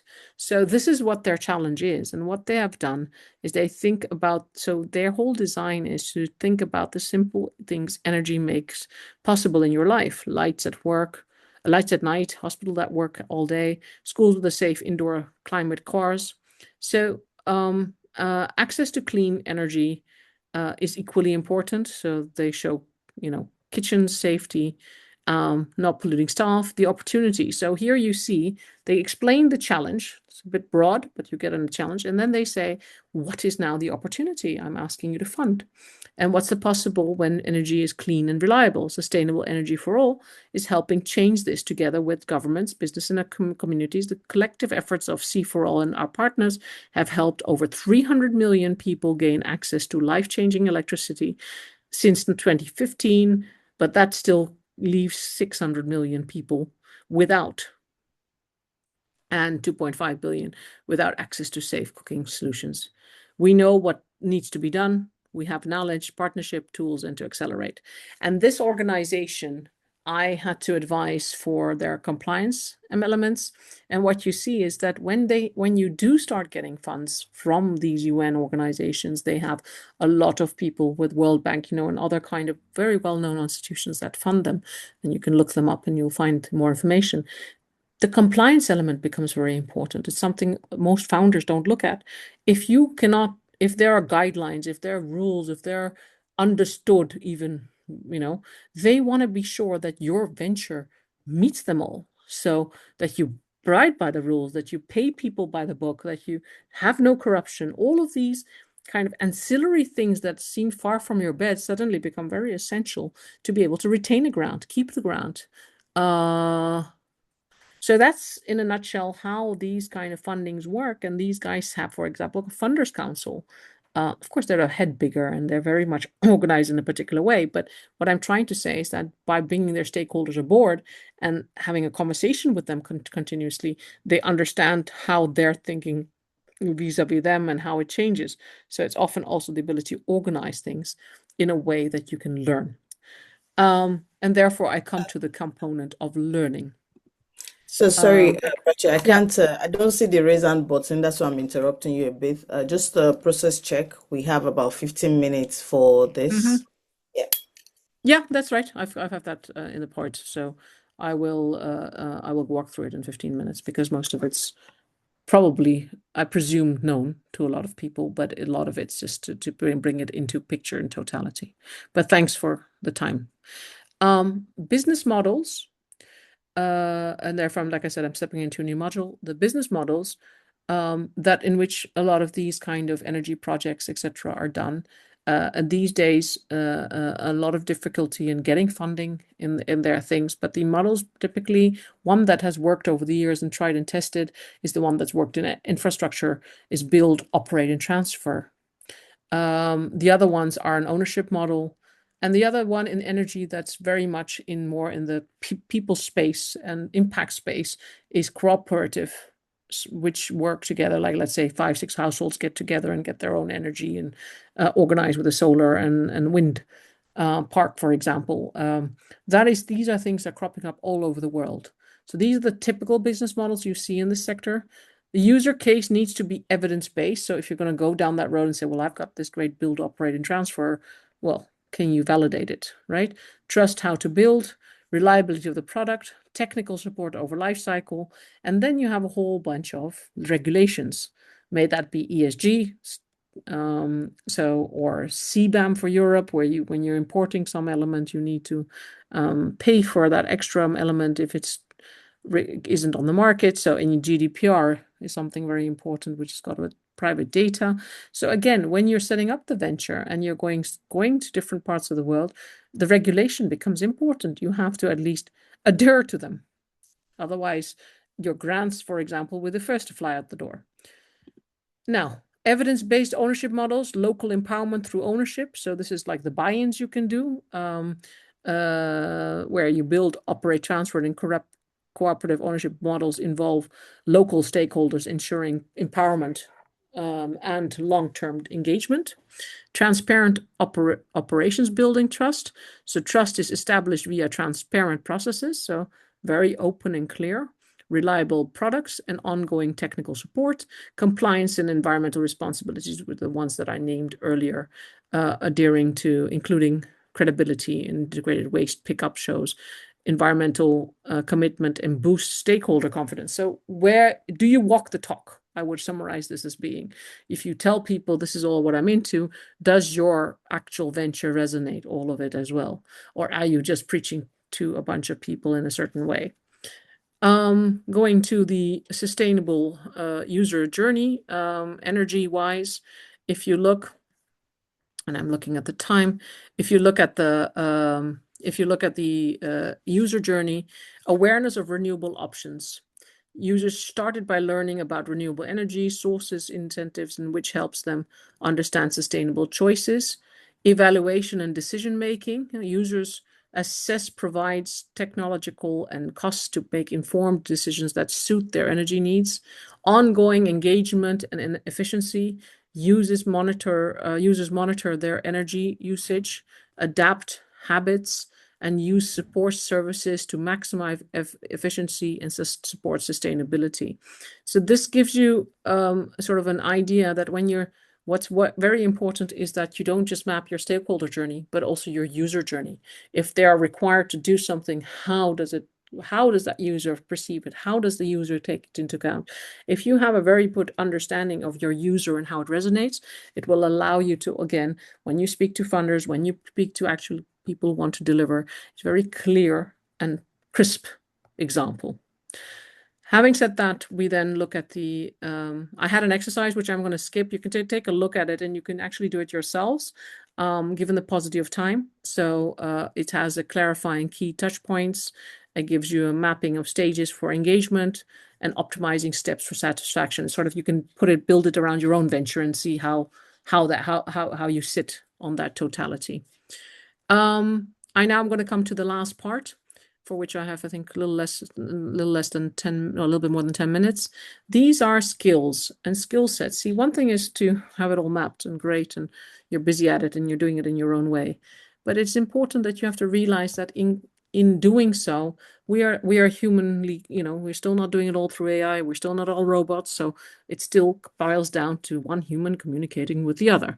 And while doing sometimes we've got machines to communicate to, but on the whole, it's still, when you get to the decision makers, they're still typically human. So building strong connections. Again, back to the point, trust and loyalty, not only in this venture, because look, sometimes you start a venture, it fails, and the next time you start a new venture. Well, did you build up enough credit and trust with that person, people you learned and spoke to, that are now going to, at least you can reach out to them again, right? That's part of it. If your trajectory is working, when you're scaling, you're going to next steps. Do people trust you? So are they going to put their money in there? Often that's also translated in very profit-based business. Are you willing to put your own money in and put your own equity in? So there's different ways that's tested, but very much it's also who you are and how authentic you are in that. Open communication helps understand needs and expectations, leading to stronger engagement. So be honest, have the outcomes very definitely clarified, be very clear. And the more the transparency that you build in, the better it is, because people, it kind of enhances both trust and communication at the same time. Feedback and collaboration. Take regular feedback from whoever is willing to give it to you. Even the guy who's the doorman who opens the door may have observations that are very, very vital for you. So don't, people have the natural habit to always go to people that are higher up in the screen and asking them, but they're not that observant, because they haven't been part of that process. They often don't even have as much input for you, except for that one time that they spoke to you at a bar or a drink or at a pitch. But it is the people often that are below you in status, often perceived in many societies as being different. They're the ones who actually observing. They're taking in. People come and tell them things all the time. Your secretary probably knows more. Your doorman knows more. Your child even may know more. So be open to a very wide variety of feedback, which will strengthen your ability to maximize out of your customers and stakeholders. Again, we had a talk that the team is important. It's not yourself alone. And people who are Einzelgängers tend to not get very good at funding, because funders believe that if you don't have if tomorrow you fall sick and you go to you end up in hospital, I can't have my 10 million riding on just you. So you have to have a team. And at the same time, teams bring in collective knowledge, and they can sustain certain things. So you have to learn as a founder to build those, adapting to change. Open communication, trust comes back here again. Learn and support. and grow. And growth strategy and learning strategy is very essential. Now, there are books and books written about building teams, so I've condensed it down to a very small amount, but I want to get the point across very much. Otherwise, it might be left to it being a one-man show, and that it cannot be. Embracing mistakes safely. Now, this is something about culture. A culture of an organization, typically, I do a lot of aviation, and hence I'll use that example, but there are many others industry. When mistakes are made, what happens? Do I hide that and do I never tell it? Do I pretend it never happened? How does a mistake get? Now, the strongest organizations have that processed in. A mistake is spoken about, is shared, is documented, is whatever, because at the end of the day, you learn from that mistake. And in the aviation industry, it is very normal to do entire processes and organization, everything organized. We have very special researchers, even from governments, to actually see what happens, how did a crash happen, whatever. But that's not with the intent to blame, to point the finger, to give him. I'm not saying people shouldn't be accountable if there has been made a mistake, but I'm saying that in the essence of it, this kind of safety is more to be able to share so that I don't make the same mistake as my colleague next to it, and we don't keep going through the same loop. Comes back to the question earlier, how do you break the loop? The loop is from learnings, not only my own, but others, and cumulatively means I get a better product. So learning from errors, open and communicating cultures, empowerment and trust. As you can see, some of these themes keep coming back because they're essential building blocks of how we communicate and how we can do certain things. Then I come to the customer journey. The customer journey and stakeholders, we touched upon it earlier. You have to identify the customer touch points. So understanding all customer interactions is crucial for mapping their journey. So it's not easy enough to say, well, then they'll walk to A and then they'll walk to B and they'll get to C. That's your perception of their journey. What you need to know is how do they might nitgritty it through. A very funny and simple anecdote, if you give a child a toy, you might presume that the child would do what a human does and an adult does and take it out. We'll take, often they'll just turn it upside down, find another use for it and completely, bang it on the ground. You might have seen children do quite things because they're experimental in nature and they might actually find a completely other use for it that you never thought it was possible. Hence, the customer journey is relevant because if suddenly you might end up having a new product or a new reason to put it out there. Stakeholder collaboration, similar fact. Effective stakeholder management ensures departments work together, creating a unified and improved customer experience.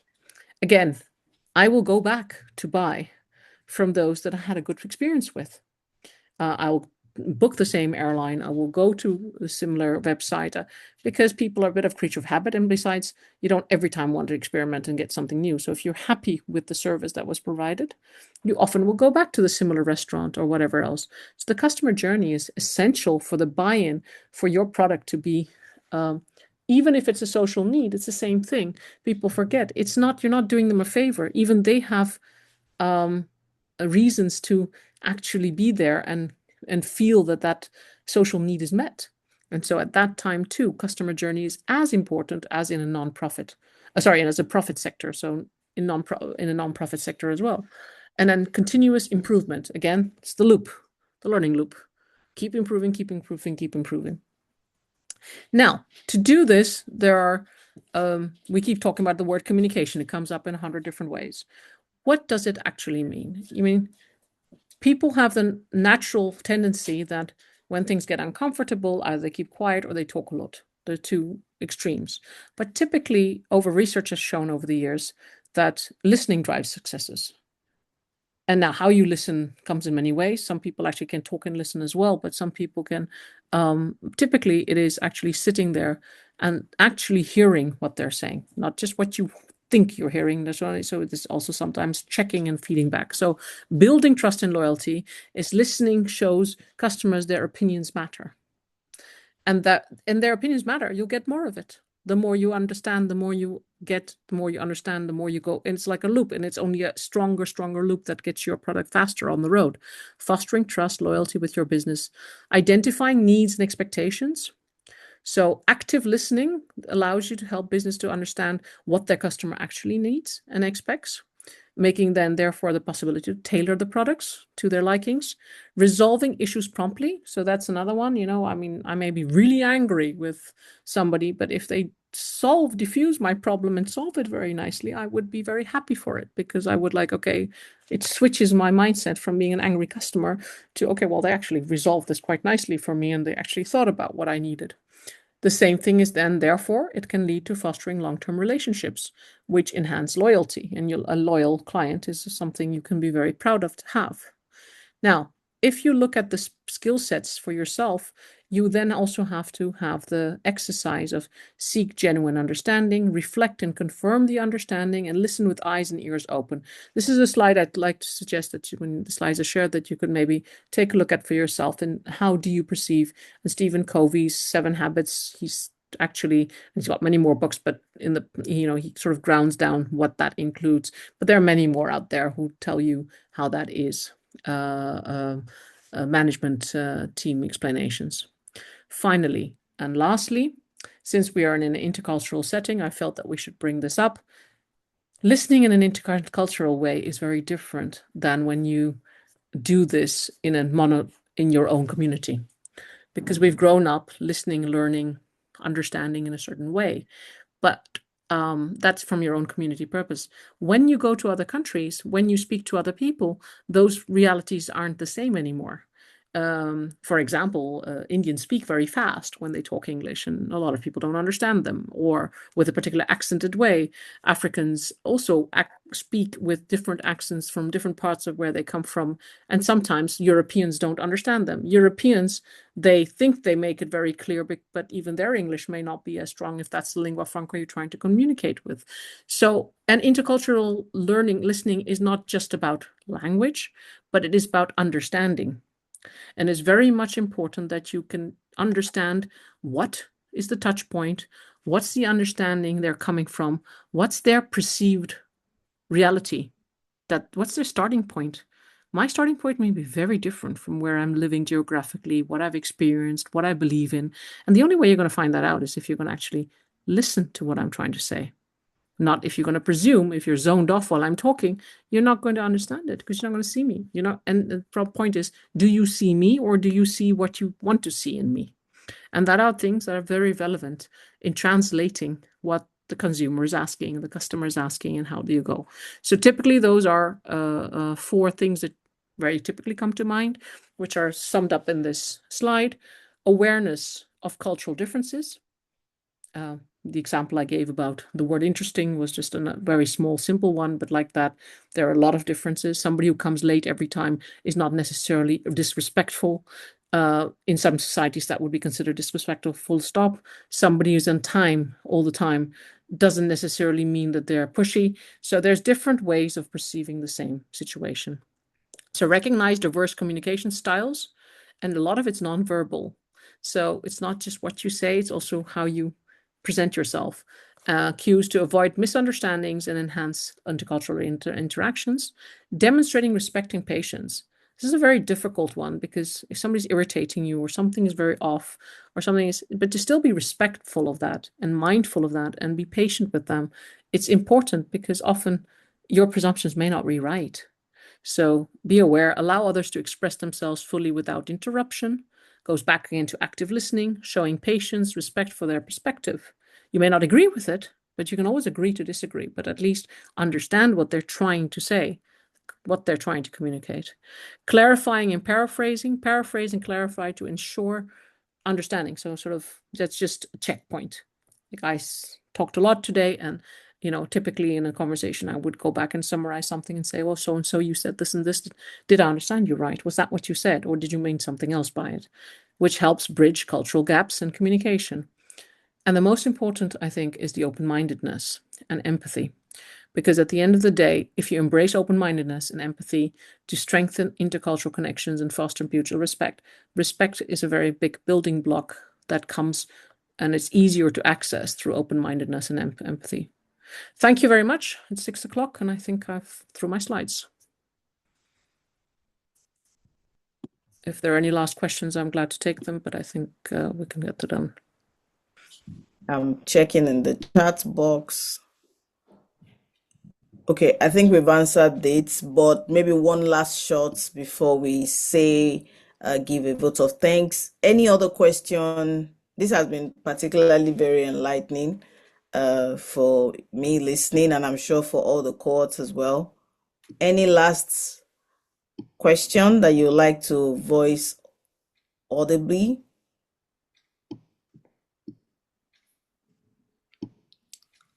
Okay, so I'll take it in a different way. If you can write one or two or three things that you've learned from this class, please put that on the chat. Let's be sure that learning has been made today. We'll wait for that. While that is been expected, I'd like to say thank you very much for this. This is, I'm sure when they get the resource itself, it will be worth coming back to. I like particularly that you touched on first sharing that failure is also an opportunity to do better.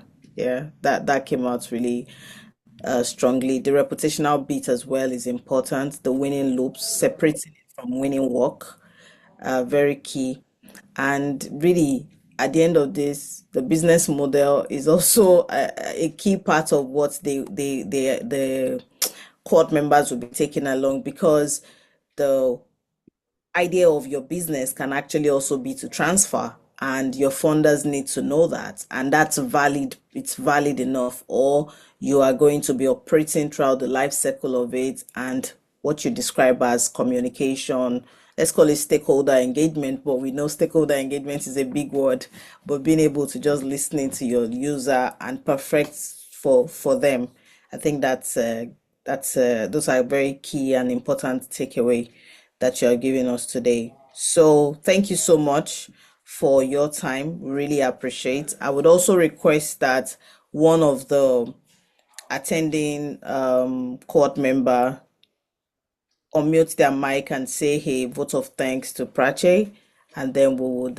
release her to go about her business before we then spend some 5 minutes together and give some announcements. So who is going to do that? We're still expecting your key takeaways in the chat, but I'm expecting that somebody unmutes and gives a vote of thanks to our faculty today.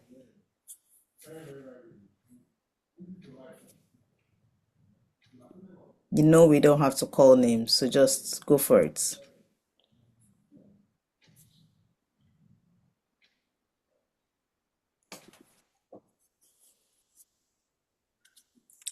Michael, go ahead, please. All right. Somebody has to talk, so I took it upon myself to unmute. Thank you very much, Ma. Thank you, Mrs. Prashi. Thank you very much for the session. I was about to type on the on the group that I was able to learn more about a lot of things, right? But particularly the stakeholders group, where you mentioned the three groups, which are the people affected, the decision makers, and the deliverers, right? And you expatiated well. Thank you very much. And on behalf of my teammates and all, and also like the fellow participants, I want to say a big thank you to you for taking your time to actually expatiate, right, and to explain everything that we need to know as researchers, as participants for this competition. Thank you very much. And I know quite well that even after now, we'll go back to our project, and there are some gaps that are left that we'll be able to close now. Thank you very much. Thank you, Michael, for those lovely words, and I hope you can take away what you can. And well, I really hope that you guys can finish your projects the way you have in mind to complete, and then we'll see in June where I think we stand after various of the sessions. And it was my pleasure to be able to do this and give you guys those guidances, and I hope you can take it away not only for this session but for the years that you build and all the success to each one of you. If you now make it through the thing, but the incubate will give you a start off to get your social ventures off the ground. Thank you. And thank you very much to the whole team of Pro Ali for the Venture Labs for inviting me and giving me this opportunity to interact with you. And it's a wonderful initiative that you've taken, and appreciate it very much. Thank you. Right. Thank you. Thank you, and have a good evening. We'll catch up for coffee one of these days, and hopefully we'll I'd see love you to. at least when we do the pre-demo. Thank you for your Sure. time. Thank you. Thank you. Have a good evening, all of you. All Bye-bye. right. Bye. Okay, so while we are waiting, I have only two, what's the word now? Call to action, feedback, key takeaways from the class, from the session today.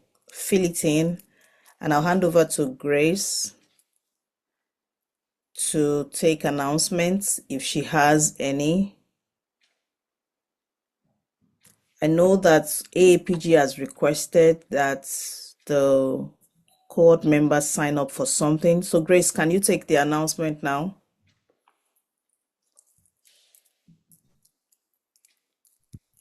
All right, thank you, Ma. Good evening, everyone, again, and good day, good morning, good afternoon, depending on where you've joined us from.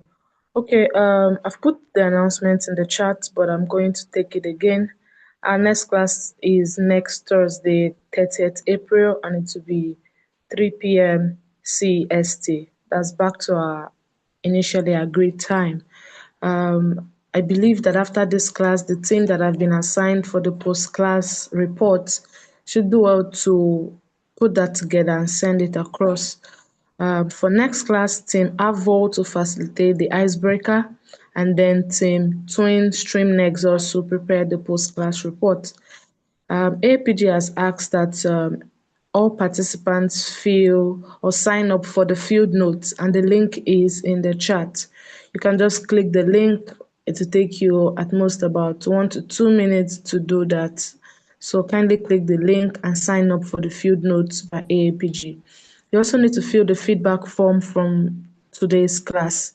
Use the link to fill the form, and I think that'll be all for now. Please note that all the tasks, all the acts, all the activities that we communicate here, it's important. So it's not something you just hear and then you bluff off. You really need to get on every one of them, as it will be essential for your overall evaluation. Best wishes, everyone. Thank you. I'll just hand over back to TA after the. You said you had something to say, and then we can take the group photograph. Okay, I think you've taken all of the announcements. We're waiting for, we have only two, Deborah and Grafen. We are still waiting for more feedback on your key takeaways from this class.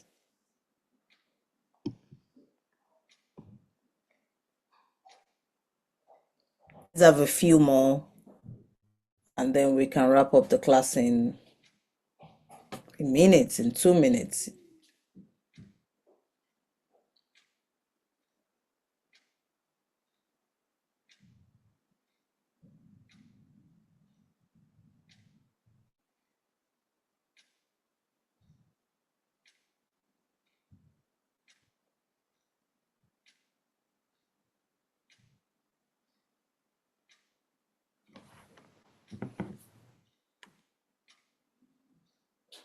We're waiting.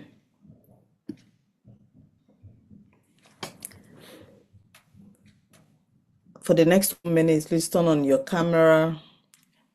This is our proof that this class held. At least you had the conversation today, because this is a social venture itself. So it's time to turn on your camera. Let's take a picture so that the AAPG and the foundation are clear that there's impact being transferred and demonstrated across this venture lab. So let's do that. Good to see you. It'll be nice to have one class where we turn on all of our cameras, don't you think? Where we are seeing all your facial expression and seeing how you're feeling. All right. I'm going to take it, Deborah. Okay. So I'm just going to take it. Michael, are you coming on or not? Take 3. 1, 2, 3. All right. Oh, I missed you. Just hold on. Yeah. 1, 2, 3. Okay. So that's it. I'm still waiting for one more key takeaway Let's have that there. Michael, yes, you got that on when you're speaking. Let's have one and then we can close the class. And you can say, I didn't learn anything. That's also a key takeaway. If you didn't, you can put it there and say, I didn't learn anything. It was just a waste of my time. It's feedback, so we can tell the faculty that, hey, no knowledge was exchanged. So please put something there. Let's, yeah. And I hope that you take this learning to refine your pitch. So ask yourself, who are your, your stakeholders? Who are your clients? Your user story? What kind of business model do you want to run? So one more and we'll close the class. Who will be the one more?